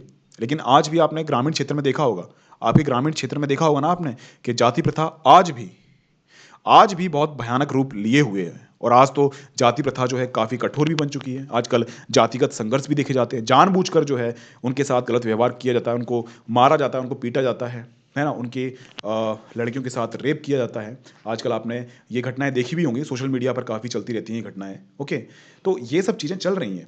ओके, तो ये सब चीज़ें तभी से बनना स्टार्ट हो चुकी थी। देखो, अगर मनुस्मृति नहीं होती, धर्मशास्त्र और ये धर्मसूत्र वाले नियम कायदे कानून नहीं होते, जाति प्रथा कभी भी जन्म आधारित नहीं होती, कर्म आधारित होती, तो मेरे हिसाब से संघर्ष नहीं देखने को मिलता जो आज स्थितियां देखने को मिल रही हैं। ओके, तो ये धर्मसूत्र और ये मनुस्मृति के माध्यम से जो सामाजिक भिन्नताएं बनी, समाज का एक वर्ग जो है वो आपका पिछड़ गया। अब उसी को आगे लाने के लिए B.R. अम्बेडकर ने रिजर्वेशन जो वाला जो मुद्दा है उसको आगे बढ़ाया। ओके, और यहीं से संघर्ष होना स्टार्ट होता है, क्योंकि एकदम से अगर प्यून, मान लीजिए आप IAS ऑफिसर हो और एक प्यून है, अगर प्यून डायरेक्ट आपकी कुर्सी पर बैठ जाए तो अच्छा नहीं लगता ना। इसी प्रकार से जो उच्च जाति के लोग हैं, उच्च जाति के लोगों के समान अगर कोई नीची जाति का आदमी आता है तो उसको भेदभाव का सामना करना पड़ता है। अभी संक्रमणशील काल चल रहा है, संघर्ष तो होगा, क्योंकि इतनी पुरानी परंपरा है, लगभग 2000 साल पुरानी परंपरा है, उसको एकदम से आप हटाओगे तो ये सब चीज़ें एकदम से नहीं हटने वाली चीज़ें होती हैं। ओके, इन नियमों का पालन कराने के लिए ब्राह्मण ने 2-3 नीतियां अपनाई। एक, जैसा कि हमने अभी पढ़ा, यह बताया गया कि वर्ण व्यवस्था की उत्पत्ति एक देवीय व्यवस्था है। तो यार कोई प्रश्न चिन्ह लगाएगा ही नहीं ना, कहा कि ईश्वर ने बनाई है, ये जाति प्रथा है, ये वर्ण व्यवस्था ईश्वर ने बनाई है, हमने नहीं बनाई, ईश्वर ने बनाई है। ईश्वर ने हमारे कान में बोल दिया है कि एक ब्राह्मण होगा जिसका काम वेदों का पाठ पढ़ना होगा, एक क्षत्रिय होगा जिसका काम युद्ध में रक्षा करना होगा, एक वैश्य होगा जो व्यापार, और शूद्र होगा वो तीनों वर्गों की सेवा करेगा। ये हमारे कान में भगवान ने कही है। ओके, ऐसा बोलेंगे। अब भगवान को तो सभी मानते हैं, चाहे ब्राह्मण हो, चाहे क्षत्रिय हो, चाहे वैश्य हो, चाहे शूद्र हो। शूद्रों से बोल दिया गया कि भाई तुमने पिछले जन्म में कुछ गलत काम किए होंगे, तुमने पाप किए होंगे, तब जाकर तुम्हें शूद्र जाति में जन्म मिला है। तो क्या करेंगे बेचारे? शूद्रों के मन में एक विचारधारा भर दी ना कि हमने कहीं पाप किए होंगे, अब हम लोग पुण्य करें। पुण्य कैसे करें? इन तीनों वर्गों की सेवा करें। ओके, तो पुण्य मिल जाएगा, अगले जन्म में हमें भी ब्राह्मण, क्षत्रिय, वैश्य की जातियों में जन्म मिल जाएगा। ये विचारधारा थी, तभी तो इतने लंबे समय तक जाति प्रथा, वर्ण व्यवस्था चलती रही। आज के समय पर हम लोग विरोध करते हैं क्योंकि हम लोग तार्किक हो गए हैं, है ना, हम लोग तार्किक हो गए हैं। इस अमानवीय व्यवहार को हम लोग कानून के माध्यम से, संविधान के माध्यम से खत्म करने का प्रयास कर रहे हैं। एक ऐसा वर्ग जो कि इंसान है लेकिन उसके साथ जानवरों की तरह व्यवहार किया जाता है। एक आपने शूद्र मूवी देखी होगी, थोड़ा शूद्र मूवी, शूद्रा देखना आप मूवी, काफ़ी अच्छी मूवी है। हालांकि टॉकीज में रिलीज नहीं हो पाई, लेकिन यूट्यूब पर आपको मिल जाएगी। ओके, ध्यान रखना, आगे हम लोग बढ़ते हैं। दूसरा, वे शासकों को यह उपदेश देते थे कि वे इस व्यवस्था के नियमों को अपने राज्य में अनुसरण करें। तीसरा, उन्हें लोगों को यह विश्वास दिलाने का प्रयत्न किया कि उनकी प्रतिष्ठा जन्म पर आधारित है। मतलब जो आपके पुरोहित वर्ग के लोग थे, उन्होंने कहा, राजपूतों से, क्षत्रियों से कहा कि भाई साहब ये जो वर्ण व्यवस्था है इसको लागू करवाना आपका कर्म है। ऐसा किसने कहा है? ऐसा भगवान ने कहा है। ओके, आपको अपने राज्य में वर्ण व्यवस्था का अनुसरण करवाना पड़ेगा। किसने कहा है? भगवान ने कहा है। और इसी प्रकार से उन्होंने कहा कि भाई साहब शूद्र जाति के लोग, तुम शूद्र ही रहोगे क्योंकि तुमने कोई पाप किया है। तो शूद्र जाति हो, वैश्य जाति हो, क्षत्रिय जाति हो, उन सभी को विश्वास दिलाने में पुरोहित वर्ग सही हुए, क्योंकि उन्होंने बता दिया कि भैया भगवान आए थे, हमारे कान में कुछ बोल गए कि वर्ण व्यवस्था होनी चाहिए, तो हम वर्ण व्यवस्था बना रहे हैं। ओके, सबसे पहले हम हैं, उसके बाद क्षत्रिय हैं। क्षत्रिय कर्तव्य ये है कि धर्म का रक्षा करनी है। यानी कि मान लीजिए क्या क्या बोल दिया ब्राह्मणों ने कि अगर कोई जो वो है, अगर कोई शूद्र है, अगर कोई क्षत्रिय वाला काम कर रहा है, शूद्र अगर वैदिक पाठ कर रहा है, शूद्र अगर संस्कृत बोल रहा है, तो क्षत्रिय का कर्तव्य यह है कि धर्म का पालन करवाए। धर्म का मतलब क्या कर दिया? धर्म का मतलब कर दिया कि सब अपना अपना काम करेंगे। सब अपना अपना काम का मतलब जन्म आधारित वर्ण व्यवस्था। अगर शूद्र जाति का लड़का है, अगर कोई वैदिक पाठ पढ़ता है, संस्कृत पढ़ता है, तो भैया उसको मार दिया जाएगा, क्योंकि उसने धर्म का उल्लंघन किया है। यार ऐसा नहीं है। हमारे धर्म में, हिंदू धर्म का मतलब यह होता है अपने कर्तव्यों के प्रति निष्ठावान रहना, अपने कर्तव्य दूसरों के प्रति करना। जैसे कि मेरा कर्तव्य है पढ़ाना, तो ईमानदारी से मैं आपको पढ़ा रहा हूं, तो ये मैं धर्म का पालन कर रहा हूं। हिंदू धर्म का मतलब ये नहीं होता है कि पूजा पाठ करो, ये करो, वो करो। हिंदू धर्म का मतलब होता है अपने कर्तव्यों के प्रति निष्ठावान रहना। इसी की वजह से आप समझ सकते हैं कि ओके, ठीक है। किंतु ऐसा करना आसान बात नहीं थी। अतः इन मानदंडों को बहुधा महाभारत जैसे अनेक ग्रंथों में वर्णित कहानियों के द्वारा बल प्रदान किया जाता है ना। तो आपने देखा होगा कि महाभारत में भी कुछ आपको ऐसे कर्ण सुना है ना आपने। कर्ण शूद्र जाति का था, वो किस प्रकार से उनके साथ व्यवहार किया गया था, है ना। अब देखते हैं कि वाकई में जो ये वर्ण व्यवस्था थी, ये देवीय व्यवस्था थी या फिर नहीं थी, या फिर एक जीविका का एक साधन था जो कि ब्राह्मणों ने, देखो बुरा मत मानना, जो भी ब्राह्मण वर्ण के हों, हम लोग एक एक एक जाति व्यवस्था से उठकर बात कर रहे हैं। ओके ओके, आप किसी जाति से, किसी धर्म से बिलोंग करते होंगे, हम उसकी बात नहीं कर रहे हैं। हम लोग सच जानने का प्रयास करेंगे, सच था क्या, है ना। तो ये जो देवीय व्यवस्था थी, ब्राह्मणों ने कहा था कि भैया भगवान आए थे और उन्होंने हमारे कान में कहा था कि वर्ण व्यवस्था आपको माननी पड़ेगी, है ना। वर्ण व्यवस्था आपको माननी पड़ेगी। तो क्या वाकई में ये देवीय व्यवस्था थी या फिर नहीं थी, इसको समझने का प्रयास करेंगे। ओके,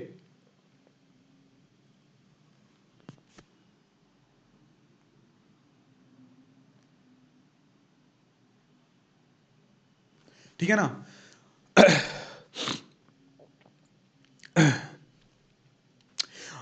अपनी मान्यता को प्रमाणित करने के लिए ब्राह्मण बहुधा ऋग्वेद के पुरुष सूक्त मंत्र को उद्धृत करते थे, जो आदि मानव पुरुष की बलि का चित्रण करता है। किसका? आदि मानव पुरुष का। ध्यान रखना, जगत के सभी तत्व जिनमें चार वर्ण शामिल हैं, इसी पुरुष के शरीर से उपजे थे। इसी पुरुष के शरीर से। ब्राह्मण उसका मुंह था, उसकी भुजाओं से क्षत्रिय निर्मित हुए थे, और वैश्य उसकी जंगा से, और पैरों से शूद्र की उत्पत्ति हुई थी, है ना। महाभारत के, एक मिनट रुको, हाँ, तो आप समझ सकते हैं कि ये कुछ मनगढ़ंत कहानियां थी, और इन कहानियों के माध्यम से, देखो वेदों में जो बात लिखी गई है वो साइंटिफिक बात लिखी गई है। देखो वेदों में इतनी साइंटिफिक चीजें आम जनता के समझ में नहीं आएंगी। जैसे कि मैं किसी गांव के इंसान को फिजिक्स, केमिस्ट्री, मैथ पढ़ाऊं तो उसको समझ में नहीं आएगा ना। मैं कोई स्टोरी बना दूंगा, एक स्टोरी के माध्यम से मैं उसको साइंस की चीज़ों को समझाऊंगा तो उसको समझ में आ जाएगी आराम से। तो वैदिक साहित्य में जो बातें लिखी गई हैं वो काफ़ी, मतलब साइंटिफिक तरीके से प्रूव्ड है वो। अब आम जनता वैदिक साहित्य की बातों को नहीं समझ पाएगी, तो ये काम किसका था? वैदिक साहित्य की बातों को समझाने का काम ये ब्राह्मणों का था। तो भैया लिखा कुछ और था, समझाया कुछ और, इससे इनकी जो है क्या हो गया, मान्यता बढ़ गई, ठीक है ना। क्योंकि क्या बोला कि वर्ण व्यवस्था कहाँ है? वर्ण व्यवस्था जाओ ऋग्वेद में लिखी हुई है। ऋग्वेद किसके हैं? ऋग्वेद तो भाई साहब भगवान ने लिखे हैं, हाँ। तो कौन नहीं मानेगा? ऐसा ही तो आपको वर्ल्ड हिस्ट्री में मैंने आपको पढ़ाया था ना, ये पादरी वर्ग के लोग थे रोम साम्राज्य के, ध्यान रखो। ये टिकट बुक करते थे किसके? स्वर्ग की। आप पैसा दो, करवाओ, कर्मकांड करवाओ, हम आपकी टिकट बुक करेंगे। कहाँ की? स्वर्ग की। ये टिकट करेंगे स्वर्ग की बुक, हाँ। आप समझिए इस बात की कि इनने एक कहानी बना दी कि ब्राह्मण जो है मुख से और भुजाओं से क्षत्रिय, जिससे कि मजबूती आती नहीं है, और वैश्य उसकी जंगा से, और शूद्र की उत्पत्ति पैरों से हुई है। तो पैर काम क्या करते हैं? पैर तो यही काम करते हैं ना, मुख, धड़ और जंगा, इनका भार ढोते हैं। तो इसी स्टोरी के माध्यम से कहीं ना कहीं इन्होंने जाति प्रथा को मजबूत कर दिया। अब आप देखना, हम लोग बात करते हैं सामाजिक कर्तव्य की, कि हम लोगों ने अभी बात की है हम लोगों ने अभी बात की है किसके बारे में? जाति प्रथा के बारे में। अभी हम लोग और भी बात करेंगे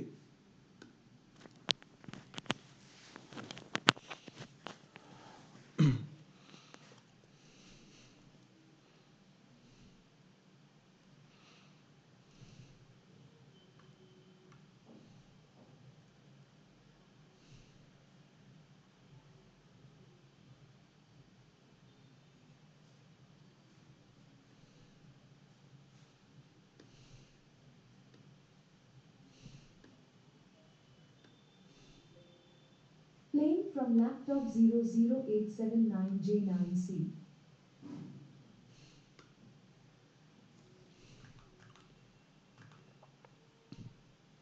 ठीक है ना? तो आप समझिए इस बात को। अब हम लोग बात कर रहे हैं किसके? सामाजिक कर्तव्य के बारे में। तो सामाजिक कर्तव्य किस प्रकार का था, है ना? क्योंकि वर्ण व्यवस्था के माध्यम से सभी के कर्तव्य तो नजर आ गए ना, कि ब्राह्मण का कर्तव्य क्या होगा, वैश्य का क्या होगा और शूद्र का क्या होगा। अब एक हम लोग महाभारत का एक कहानी है, उसके माध्यम से हम समझते हैं कि क्या कर्तव्य थे। ध्यान रखना, महाभारत के आदि पर्वन, एक मिनट रुकना।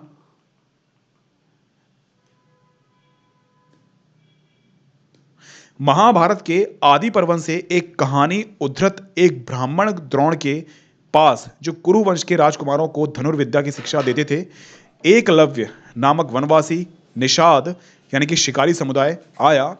द्रोण ने धर्म समझते थे उसे शिष्य के रूप में स्वीकार करने से मना कर दिया। एकलव्य ने वन में लौटकर मिट्टी से द्रोण की प्रतिमा बनाई तथा उसे अपना गुरु मानकर वह स्वयं ही तीर चलाने का अभ्यास करता है। ओके, ये स्टोरी तो आपने सुनी होगी वैसे भी मेरे हिसाब से। समय के साथ वह तीर चलाने में सिद्धस्त हो गया। एक दिन कुरु के राजकुमार अपने कुत्ते के साथ जंगल में शिकार करते हैं। एकलव्य के समीप पहुंच गया। कुत्ते कुत्ते काले मृग की चमड़ी के वस्त्र में लिपटे निषाद को देखकर भौंकने लगा। निषाद का मतलब जो एकलव्य था, उसको देखकर भौंकने लगा। अब ध्यान रखना, अब क्या होगा? क्रोधित होकर एकलव्य ने एक साथ 7 तीर चलाकर उसका मुंह बंद कर दिया। वह कुत्ता लौटा तो पांडव तीरंदाजी का यह अद्भुत दृश्य देखकर आश्चर्यचकित हो गए। उन्होंने एकलव्य को तलाश करने का प्रयास किया। उसने स्वयं को द्रोण का शिष्य बताया। किसका? द्रोण का शिष्य बताया। द्रोण ने अपने प्रिय शिष्य अर्जुन से एक बार यह कहा था कि वह उनके सभी शिष्यों में अद्वितीय तीरंदाज बनेगा। अर्जुन ने द्रोण को उनका यह याद दिलाया। द्रोण एकलव्य के पास गए, जिसने उन्हें अपना गुरु मानकर प्रणाम किया था। तब द्रोण ने गुरु दक्षिणा के रूप में एकलव्य से उसके दाहिने हाथ का अंगूठा मांग लिया। एकलव्य ने फौरन गुरु को अपना अंगूठा काट कर दे दिया। एकलव्य तीर चलाने में उतना तेज नहीं रहा। इस तरह द्रोण ने अर्जुन को दिए गए वचन को निभाया। कोई भी अर्जुन से बेहतर धनुधारी नहीं रहा। तो ये जो महाभारत की जो कथा है, इसके बारे में, इसके संबंध से, है ना, और इस कथा के माध्यम से आप समझ सकते हैं कि किस प्रकार से शूद्रों के साथ व्यवहार किया गया था। देखो, आप समझिए कि जात जन्म से कोई इंसान जो है क्षमतावान नहीं होता है ना। ऐसा नहीं कि ब्राह्मण जन्म लिया है तो उसको भाई जन्मजात वेदों का ज्ञान होगा। किसी ने क्षत्रिय धर्म में जन्म लिया तो जन्मजात वो क्षत्रिय धर्म मतलब मजबूत ही होगा। कभी कभी कुछ कमजोर लोग भी होते हैं, है ना।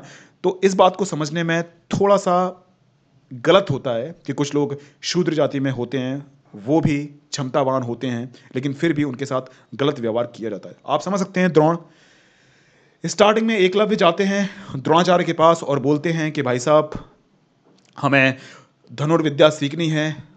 और द्रोणाचार्य मना कर देते हैं कि नहीं, आपका ये कर्म है ही नहीं है। आप शिकारी कर्म है आपका, शिकार करो, शिकार करना ही आपका काम है, ये क्षत्रियों का काम है, ये धनुर्विद्या सीखना, आप धनुर्विद्या नहीं सीख सकते। लेकिन एकलव्य के मन में तो एक जोश था, करना है तो करना है।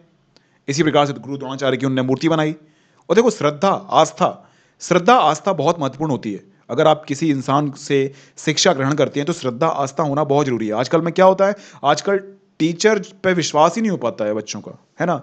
टीचर और बच्चों पर विश्वास नहीं हो पाता। देखो, जब तक आप अपने आप को शिक्षक के प्रति समर्पित नहीं करोगे, तब तक शिक्षक कुछ भी आपको सिखाएगा ना, कभी जिंदगी में आप सीख नहीं सकते। और गुरु द्रोणाचार्य ने तो प्रतिमा को अपना गुरु मान लिया और उसको अपने आप को समर्पित कर दिया। तो आप देख सकते हैं कि कितना अच्छा धनुर्विद्या इसने सीख ली, खुद से, अपने आप से। डेडिकेशन होना चाहिए। लोग बाग बोलते हैं कोचिंग करना है, कोचिंग करना है, कोचिंग से सिलेक्शन होगा। भाई साहब यहाँ पर हर साल लाखों लोग आते हैं, हर साल लाखों लोग कोचिंग लेते हैं। इसका मतलब ये नहीं कोचिंग वालों को सिलेक्शन होता है। कुछ बच्चों के सिलेक्शन आपने देखे होंगे जो कोचिंग नहीं करते हैं, उनके भी सिलेक्शन हो जाते हैं। तो ये जो आपका बहाना है, ये बहाना मत मारिए कि कोचिंग नहीं है। आजकल यूट्यूब पर बहुत सारी चीज़ें अवेलेबल है और मैंने भी आपको बहुत सारे कोर्स करवाए हैं, पूरे कंप्लीट करवाए हैं। तो डेडिकेशन होना बहुत ज़रूरी है किसी भी काम करने के लिए। अगर काम आपको करना है तो डेडिकेशन का होना बहुत ज़रूरी है, वरना चाहे आपको मैं द्रोणाचार्य के पास भी भेज दूं ना, तो भी आप कभी भी अच्छे धनुर्विद्या। देखो खुद का इंटरेस्ट होना बहुत जरूरी है। किसी ने बोल दिया कि नहीं आईएएस बनना है इसलिए हम लोग आईएएस कर रहे हैं, पापा का सपना है आईएएस बनना है इसलिए हम आईएएस बन रहे हैं। नहीं, खुद से आत्मा खुद की तो कहना चाहिए ना कि यार आईएएस बनना है, तब तो आईएएस बन पाओगे, है ना। तो आप डेडिकेशन आप देखिए, हम लोग उस पर नहीं जाएंगे। हम लोग एकलव्य का डेडिकेशन है उसकी भी हम लोग बात कर रहे हैं, और हम लोग बात कर रहे हैं किस प्रकार से गुरु द्रोणाचार्य ने एकलव्य के साथ बुरा किया, है ना। किस प्रकार से उसका अंगूठा मांग लिया, एक बच्चे का सपना छीन लिया। और एक लव्य था, उसने गुरु के प्रति अपनी इतनी आस्था दिखाई कि मूर्ति से उसने धनुर्विद्या सीख ली और दक्षिणा मांगने की बात आई, है ना। अगर देखा जाए तो भाई साहब दक्षिणा तो बनती नहीं है।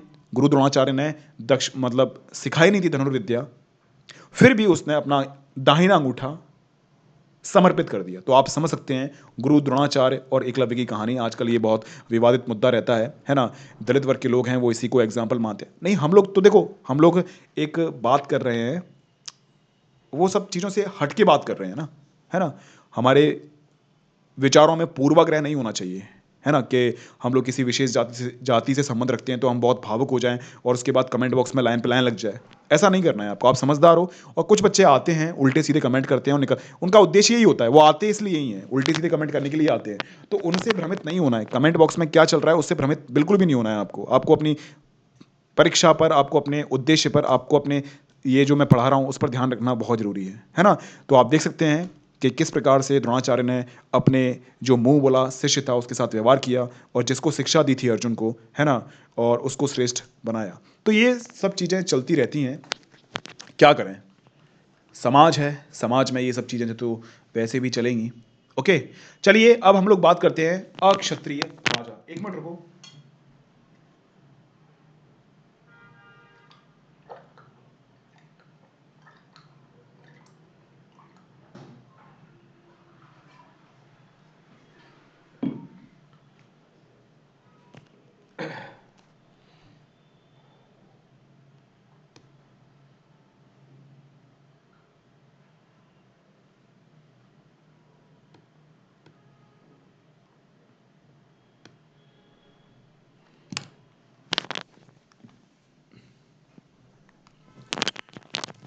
मैंने क्या कहा था आपसे, मैंने कहा था कि वेदों के अनुसार, यानी कि धर्मशास्त्र के अनुसार, मनुस्मृति के अनुसार केवल क्षत्रिय ही राजा हो सकते हैं।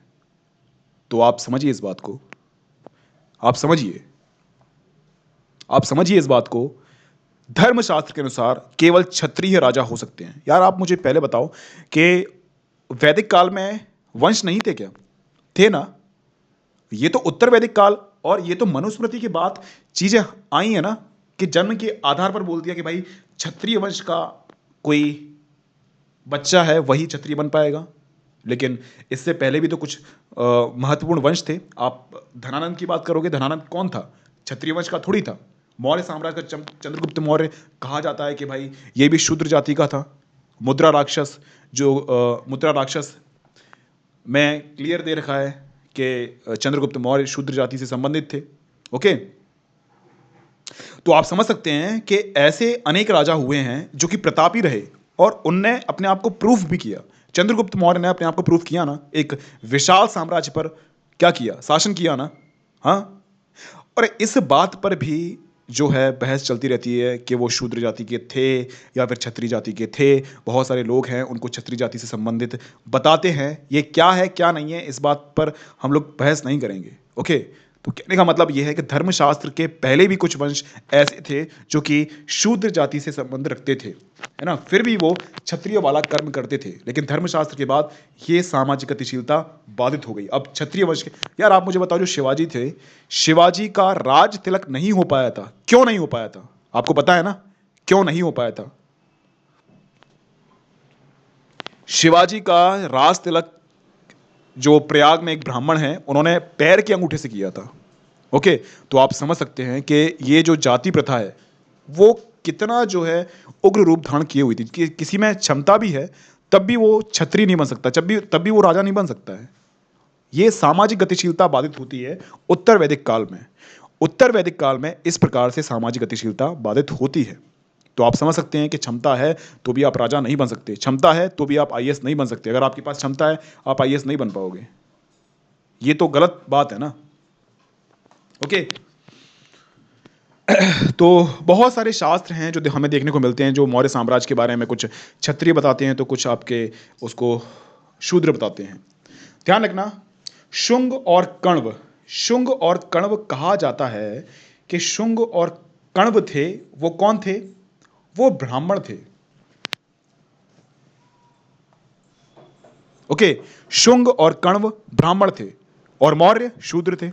तो आप समझ सकते हैं उस समय पर हमें यह ज्ञात होता है कि भाई जिसके पास क्षमता है वो राजा बन सकता है, क्योंकि आप देख लीजिए पहले शूद्र था, है ना, शूद्र के बाद शुंग थे वो ब्राह्मण थे, कण्व थे वो ब्राह्मण थे। तो जिसमें क्षमता है वो क्षत्रिय वाला गुण धारण कर सकता है। पहले ऐसा नहीं था, ब्राह्मण भी क्षत्रिय बने, शूद्र भी क्षत्रिय बने। आज भी तो ऐसा होता है ना, सेना में आप जाओगे तो सेना में ऐसे निम्न जाति के लोग भी होते हैं जो आज पुलिस में हैं, सेना में हैं। इसका मतलब ये थोड़ी है कि मतलब वो मतलब क्षत्रिय धर्म का पालन तो कर रहे हैं ना वो। ओके, जैसे कि हम लोग बात करें कोरोना वायरस की, देखो क्षत्रिय का मतलब क्या होता है? क्षत्रिय का मतलब होता है क्षति से सुरक्षा करना। ओके, कुछ इस प्रकार की बातें होती हैं। क्षति से आम जनता, क्षत्रिय का काम होता है कि आम जनता की सुरक्षा करे। अब सुरक्षा ऐसा थोड़ी है कि सुरक्षा आप युद्ध से ही करो। सुरक्षा का मतलब तो भाई जैसे कि मान लीजिए कोरोना वायरस की महामारी आई और कोरोना वायरस की महामारी में ये जो सफाई कर्मी थे ये किस प्रकार से स्वच्छता कार्यक्रम चला रहे थे, है ना, किस प्रकार से सैनिटाइजर से वायरस को खात्मा कर रहे थे, तो उसको भी तो हम लोग क्षत्रिय बोल सकते हैं ना। कर्म तो कर रहे हैं ना, आम जनता की सुरक्षा कर रहे हैं। तो कर्म के आधार पर हर कोई इंसान क्षत्रिय हो सकता है।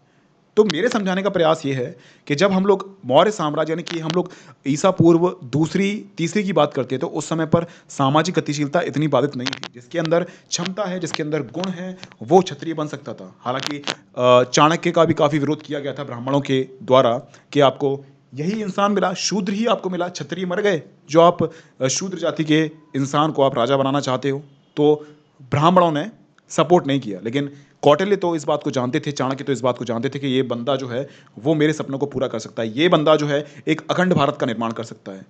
तभी तो चंद्रगुप्त मौर्य एक मौर्य साम्राज्य का एक बहुत बड़ा शासक बन गया। ओके,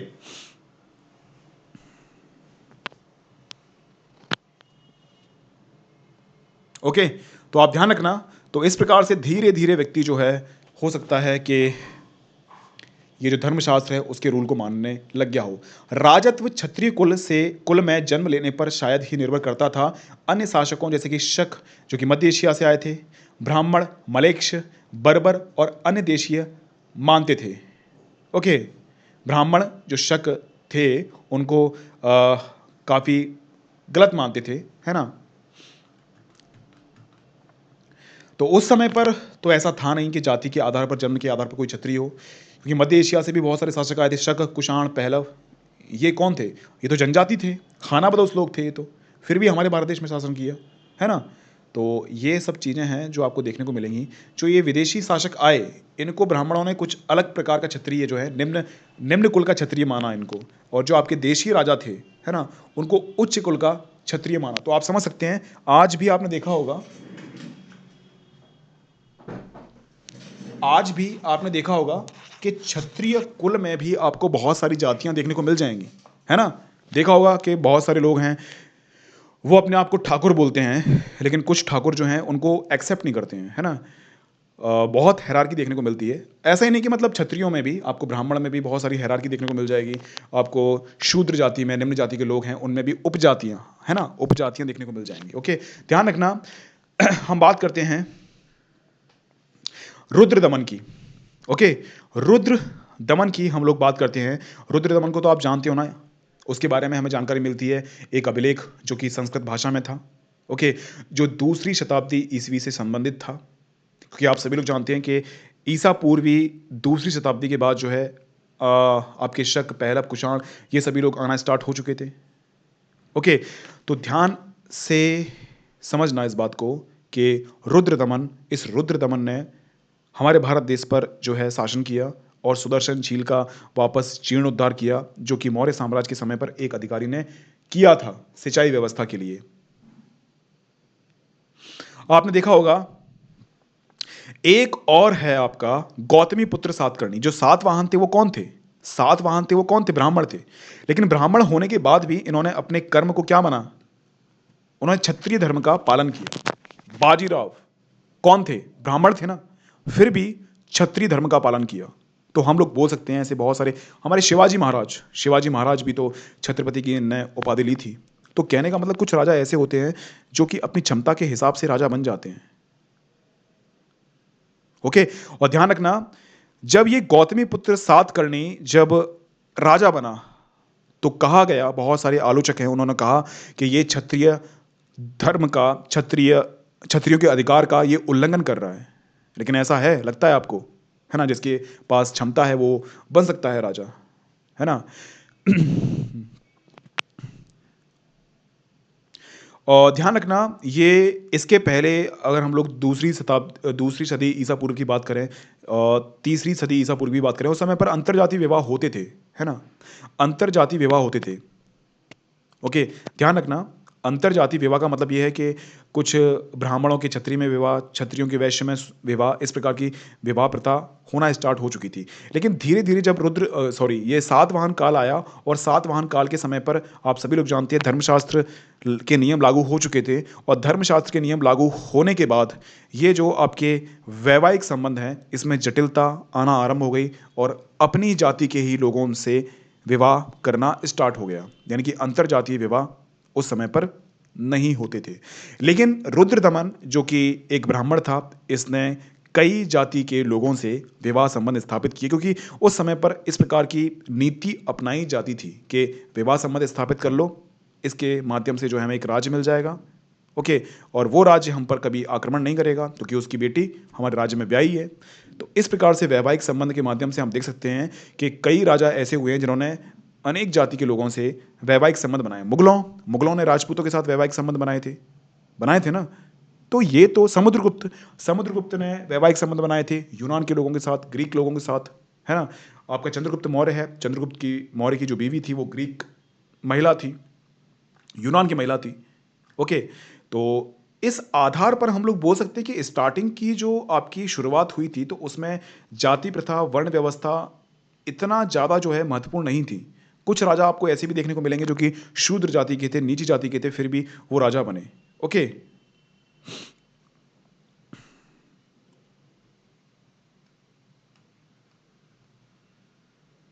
ओके, तो आप समझ सकते हैं इस बात को, है ना। अगर कहा जाए कि सातवाहन कौन थे, तो सातवाहन कौन थे? सातवाहन आपके ब्राह्मण थे, लेकिन फिर भी उन्होंने क्षत्रिय धर्म का पालन किया। तो ये तो अगर कहा जाए धर्मशास्त्र के अनुसार, तो धर्मशास्त्र के अनुसार ये तो गलत बात है। धर्मशास्त्र में कहा गया है कि भाई क्षत्रिय वही हो सकता है जो क्षत्रिय जन्म में, क्षत्रिय वर्ण में उसने जन्म लिया हो। ओके, ब्राह्मण को अपना धर्म अपनाना चाहिए, अपना काम करना चाहिए, क्षत्रिय को अपना काम करना चाहिए, वैश्य को अपना काम करना चाहिए और शूद्र को अपना काम करना चाहिए। ओके, तो इस बात को आप ध्यान रखना कि ये जो बात है वो उस समय पर इतना जटिल स्वरूप नहीं ली हुई थी। लेकिन शुंग वंश जैसे ही आता है ना, शुंग वंश कहीं ना कहीं जो है ब्राह्मण धर्म को स्थापित करने का प्रयास करता है। ये जाति प्रथा है, धर्मशास्त्र है और ये जो आपके मनुस्मृति है उसको लागू करने का प्रयास करता है। आपने देखा होगा कि शुंग वंश में ये जो पुष्यमित्र शुंग है वो किस प्रकार से जो आपके बौद्ध धर्म के जो मॉन्क हैं उसको मारता है, स्तूप को नष्ट करता है ना। एक धार्मिक लड़ाई समझी जाती है बौद्ध धर्म के बीच में और ब्राह्मण धर्म के बीच में, क्योंकि उस समय पर बौद्ध धर्म जो है काफ़ी प्रसिद्धि हासिल कर रहा था और अब आपका जो ब्राह्मण धर्म है वो धीरे धीरे नीचे जा रहा था। पुष्यमित्र शुंग ने बीड़ा उठाया कि मैं फिर से इसको करता हूं, है ना। ओके, तो ये वाली बात है। देखो, एक बात आप ध्यान रखना, ब्राह्मणों ने कसम खाई थी कि हम लोग ये जो वर्ण व्यवस्था है उसको बनाए रखेंगे। लेकिन सातवाहन कौन थे? सातवाहन भी तो ब्राह्मण थे ना, लेकिन फिर भी उनने अनेक जाति के लोगों से संबंध स्थापित किए, वैवाहिक संबंध स्थापित किए। अब उन जातियों से कुछ बच्चे पैदा होंगे तो उनको क्या बोलोगे आप? ब्राह्मण बोलोगे, क्षत्रिय बोलोगे, क्या बोलोगे आप? हाँ, तो आप समझ सकते हैं कि ब्राह्मण ने जिसने बीड़ा उठाया ताकि हम लोग इस परंपरा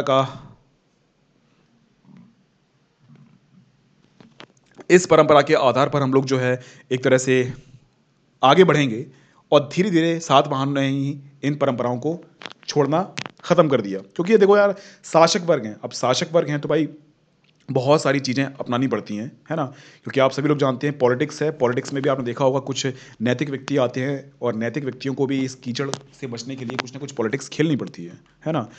तो अगर देखो कहा जाए ना, ये जाति, धर्म, संप्रदाय, ये सब छोटे मोटे लोगों के लिए है। जैसे कि आप आईएएस बन जाओ, आईएएस बनने के बाद आप किसी भी जाति के लड़के से शादी कर लो, किसी भी धर्म के लड़के से शादी कर लो, करते भी हैं ऑब्वियसली। आपको समाज मान्यता देता है।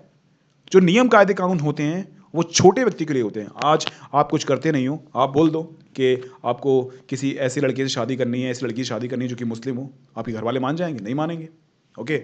अब ये टीना डाबी वाला जो एग्जाम्पल है मेरे सामने रखना मत, है ना, ध्यान रखना, ठीक है ना। मैं तो सिर्फ और सिर्फ आपको एक प्रैक्टिकल एग्जाम्पल की बात कर रहा हूँ कि जो उच्च वर्ग के लोग होते हैं उनके लिए जाति प्रथा, संप्रदाय कुछ नहीं होता है। ओके। ये जो चीज़ें होती हैं सिर्फ और सिर्फ छोटे लोगों के लिए होते हैं, है ना।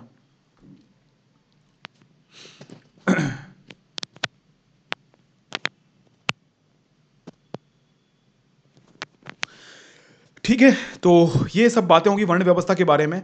आप एक बात और ध्यान रखना कि वर्ण वर्ण व्यवस्था तो आ गई, है ना, जैसे कि ब्राह्मण, क्षत्रिय, वैश्य, ये वर्ण व्यवस्था तो आ गई।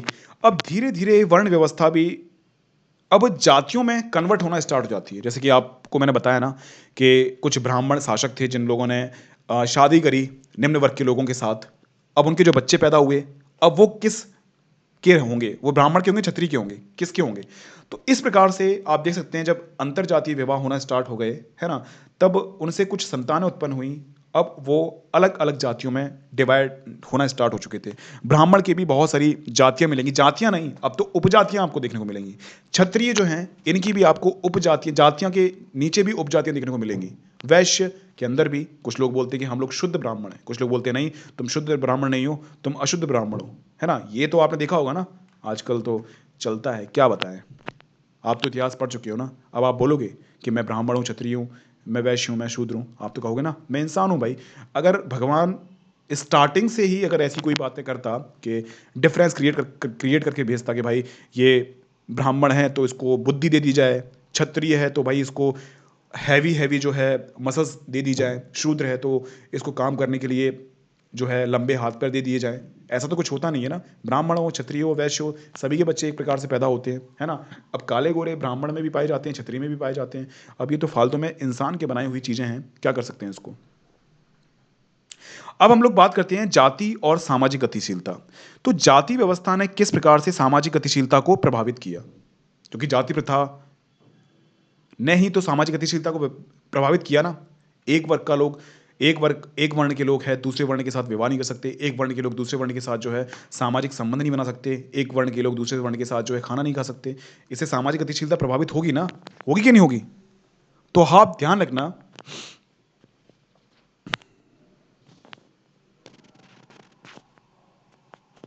ओके। तो ध्यान रखना, ये सब चीजें हैं जो आपको हमेशा ध्यान में रखनी है कि जाति के माध्यम से सामाजिक गतिशीलता बाधित होती है। अब आप मुझे ये बताओ कि इन्होंने शहरों में तो ये बांट दिया, ब्राह्मण, क्षत्रिय, वैश्य और शूद्र। चलो कोई बात नहीं है, ब्राह्मण, क्षत्रिय, वैश्य और शूद्र बना दिए।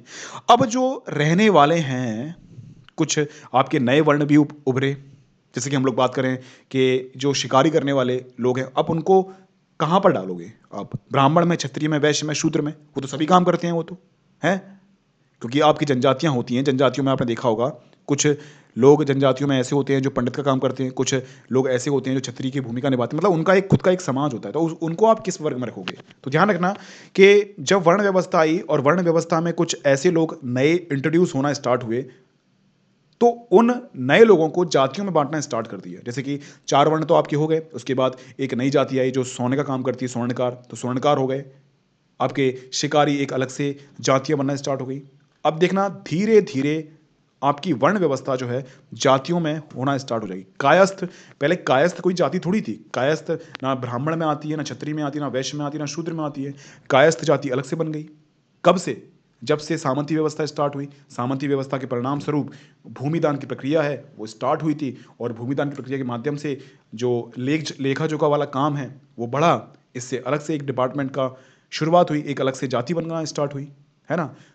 तो कायस्थ का कायस्थ के बारे में आप जानते हैं ना? हाँ, सुना भी होगा आपने अच्छी तरीके से। तो आप समझ सकते हैं कि किस प्रकार से हमारा समाज चल रहा था। तो मेरे साथ अगर आप जुड़े हुए हो ना, तो डेफिनेटली आपको एक नॉलेज मिल रही होगी, क्योंकि शुरुआत से लेकर अंत तक हम लोगों ने जो अध्ययन किया है, एक सोच डेवलप हो गई है। हिस्ट्री में आपको कोई दिक्कत नहीं आएगी, इस बात का विश्वास करना।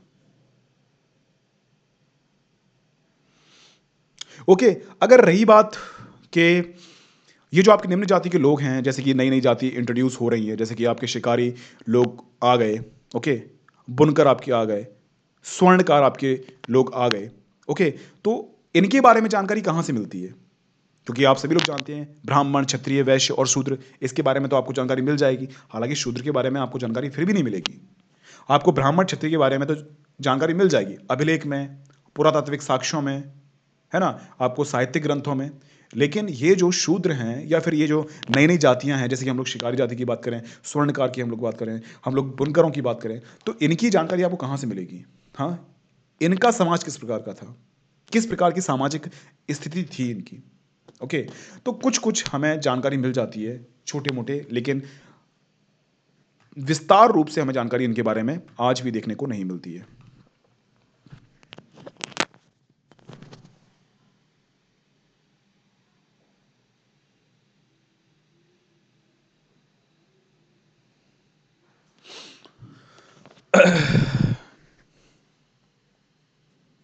ठीक है ना, तो आपको समझ में आया ना कि सामाजिक गतिशीलता किस प्रकार से प्रभावित हुई।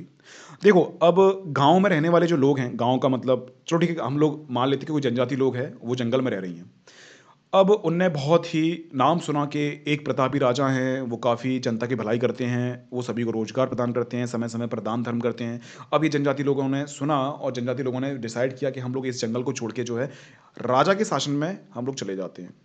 अब उनकी जाति किस प्रकार की होगी, उनका किस प्रकार से समाज में आत्मसातीकरण होगा, क्या वो उस समाज को अपना पाएंगे, उनके साथ समाज किस प्रकार का व्यवहार करेगा।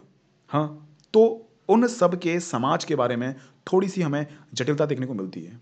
और आपने देखा होगा किस प्रकार से श्रेणी बन गई, जैसे बुनकर है, बुनकर का बेटा बुनकर बनेगा, बुनकर का बेटा बुनकर बनेगा, इस प्रकार से सुनार का बेटा सुनार बनेगा, सुनार का बेटा सुनार बनेगा, कायस्थ का बेटा कायस्थ बनेगा। इस प्रकार से अलग अलग श्रेणियां बनना स्टार्ट हो चुकी थी जन्म आधारित। जो वर्ण व्यवस्था ब्राह्मण क्षत्रिय वैश्य में डिवाइड थी, वो अनेक उपजातियों में बनना स्टार्ट हो चुकी थी, क्योंकि अलग अलग विशेषज्ञता के हिसाब से जाति का निर्माण होना स्टार्ट हो चुका था। आपने देखा होगा ना, बहुत सारे लोग हैं वो जाति उनकी काम के आधार पर होती है ना। जैसे स्वर्णकार की हम लोग बात कर लें, हम लोग बात कर लें, अब बुनाई बुनकर लोगों की बात कर लें हम लोग, है ना। तो इन सब की जातियां जो हैं वो धीरे धीरे कर्म आधारित बनना स्टार्ट हो चुकी थी। ध्यान रखना कि ये सभी जो लोग हैं वो जीविका के साधन के रूप में अपने पूर्वजों के द्वारा जो अ, अपनाई गई जो जीविका का साधन था उसको अपना लिया करते थे। क्योंकि देखो, एक घर में वो रहते हैं, और जिस घर में मैं मान लीजिए बुनकर हैं, उस घर में बच्चा है, वो बचपन से लेकर बड़ा होने तक बुनकर का जो काम है वो सीख जाएगा, उसे विशेषज्ञता हासिल हो जाएगी, तो उसको आसानी होगी बुनकर का काम करने के लिए। ओके, तो आप देख लीजिए धीरे धीरे ये व्यवस्थाएं क्या हैं, आपका सुदृढ़ रूप लेने लगी।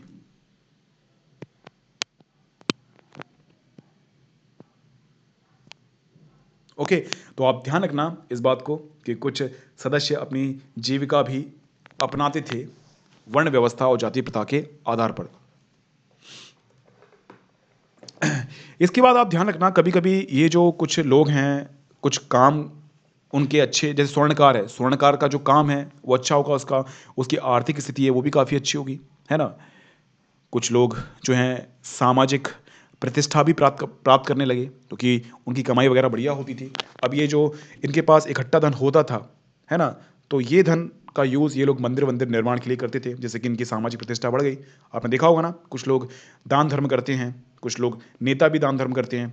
क्यों करते हैं? जिससे कि समाज में उनकी प्रतिष्ठा बढ़ जाए, कि उस इंसान ने जो है इतना इतना बड़ा जो भंडारा करवाया, इस इंसान ने कंबल बंटवाए, इस इंसान ने जो है ये काम करवाया। तो ये सामाजिक व्यवस्था में कहीं ना कहीं जो है सामाजिक प्रतिष्ठा को पाने के लिए ये सब काम करते थे। अब हम लोग बात करेंगे जाति प्रथा में आपके जो वणिक थे, यानी कि जो आपके व्यापारी वर्ग के लोग थे, उनकी दशाएँ किस प्रकार की थी? तो ध्यान रखना, ये जो वणिक शब्द है ना, ये संस्कृत वर्ड है और संस्कृत भाषा से निकला हुआ शब्द है। ओके, ध्यान रखना, ये जो वणिक वर्ग है वो संस्कृत भाषा का शब्द है और ये जो काम करते थे, कुल मिलाकर ये व्यापार संबंधी काम करते थे और व्यापार ही इनकी जीविका का प्रमुख साधन हुआ करता था। ओके, ध्यान रखना, इसके बाद हमें जानकारी मिलती है कि व्यापारियों में भी बहुत सारी उपजातियां आपको देखने को मिलेंगी। ओके,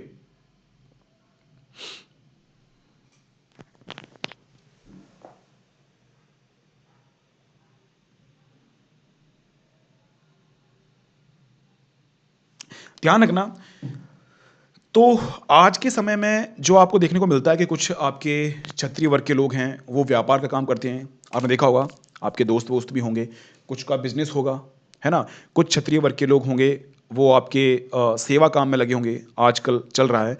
और कुछ क्षत्रिय वर्ग के कुछ ब्राह्मण वर्ग होंगे, उनका भी व्यापार होगा, है ना?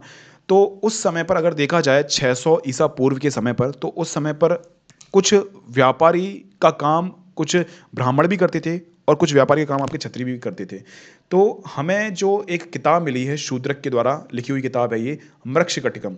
और ये मृक्षकटिकम है, वो हम लोग लगभग चौथी शताब्दी ईस्वी में हमें ये मिली है ना? उसमें एक आपका भागीदारी है चारुदत्त, और मतलब उसमें एक नायक है, मतलब एक उसमें होता नहीं है कि नायक नायिका होती हैं किसी भी नोवेल में, इसी प्रकार से शूद्रक के नाटक है मृक्षकटिकम, और मृक्षकटिकम से हमें एक नायक के बारे में जानकारी मिलती है और उस नायक का नाम था चारुदत्त।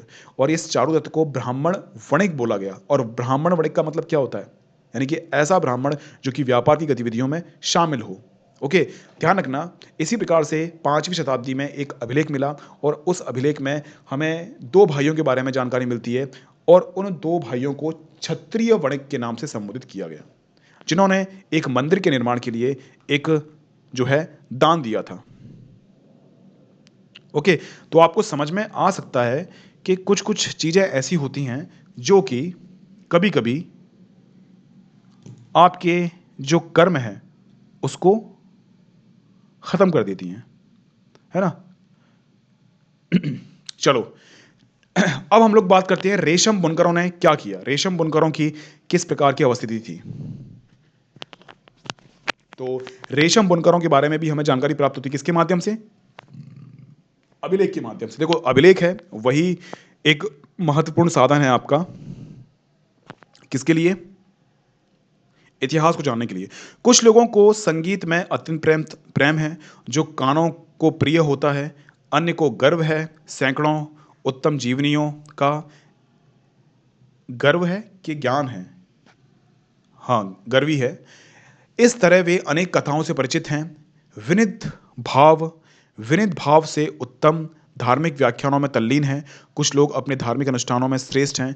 इसी तरह अपने निग्रह रखने वाले खगोल शास्त्र में पारंगत हैं। अन्य जन युद्ध करने में शूरवीर, शत्रुओं का अनिष्ट करते हैं। ओके, तो ये कुछ बातें हैं जो आपको वर्ण व्यवस्था के बारे में देखने को मिलेगी, है ना? ओके, चलो ठीक है। आज का लेक्चर हम लोग यहीं समाप्त करते हैं। उसके बाद कल हम लोग जो पढ़ेंगे ना, ध्यान रखना, कल हम लोग जो पढ़ेंगे चार वर्ण के परे। चार वर्ण के परे, चार वर्ण के परे किस प्रकार की व्यवस्था थी, हम लोग बात करेंगे एकीकरण के बारे में। ओके, ये कुछ बातें हैं जो आपको हमेशा ध्यान रखनी है। कल हम लोग कंटिन्यू करेंगे इस चीज़ से, ठीक है ना? तो ये सब चीज़ें हैं। बाकी तो आप सभी लोग जानते हैं, BS लाइव भूपेंद्र सिंह, यहाँ पर आपको सारी की सारी पीडीएफ मिल जाएंगी, है ना? सारी की सारी PDF, ancient, medieval, art and culture, world history, सब कुछ मिल जाएगी। आप अगर सिस्टमेटिक तरीके से तैयारी करना चाहते हैं तो आपके लिए बेस्ट ऑप्शन है अनअकैडमी। अनअकैडमी को ज्वाइन करें तो आप BS लाइव कोड का यूज़ कर लें। ओके, ये सब बातें हैं जो आपको हमेशा ध्यान रखनी है, क्योंकि यूट्यूब पर सारी चीज़ें बिखरी हुई हैं। आपको कॉम्प्रिहेंसिव वे में तैयारी करना है तो अनअकैडमी आपके लिए बेस्ट ऑप्शन हो सकता है। अभी देखो, आपका जो बैच है वो भी स्टार्ट हो चुके हैं 14 दिसंबर से। जो कि फोकस्ड हैं पूरी तरह से प्रीलिम्स के लिए।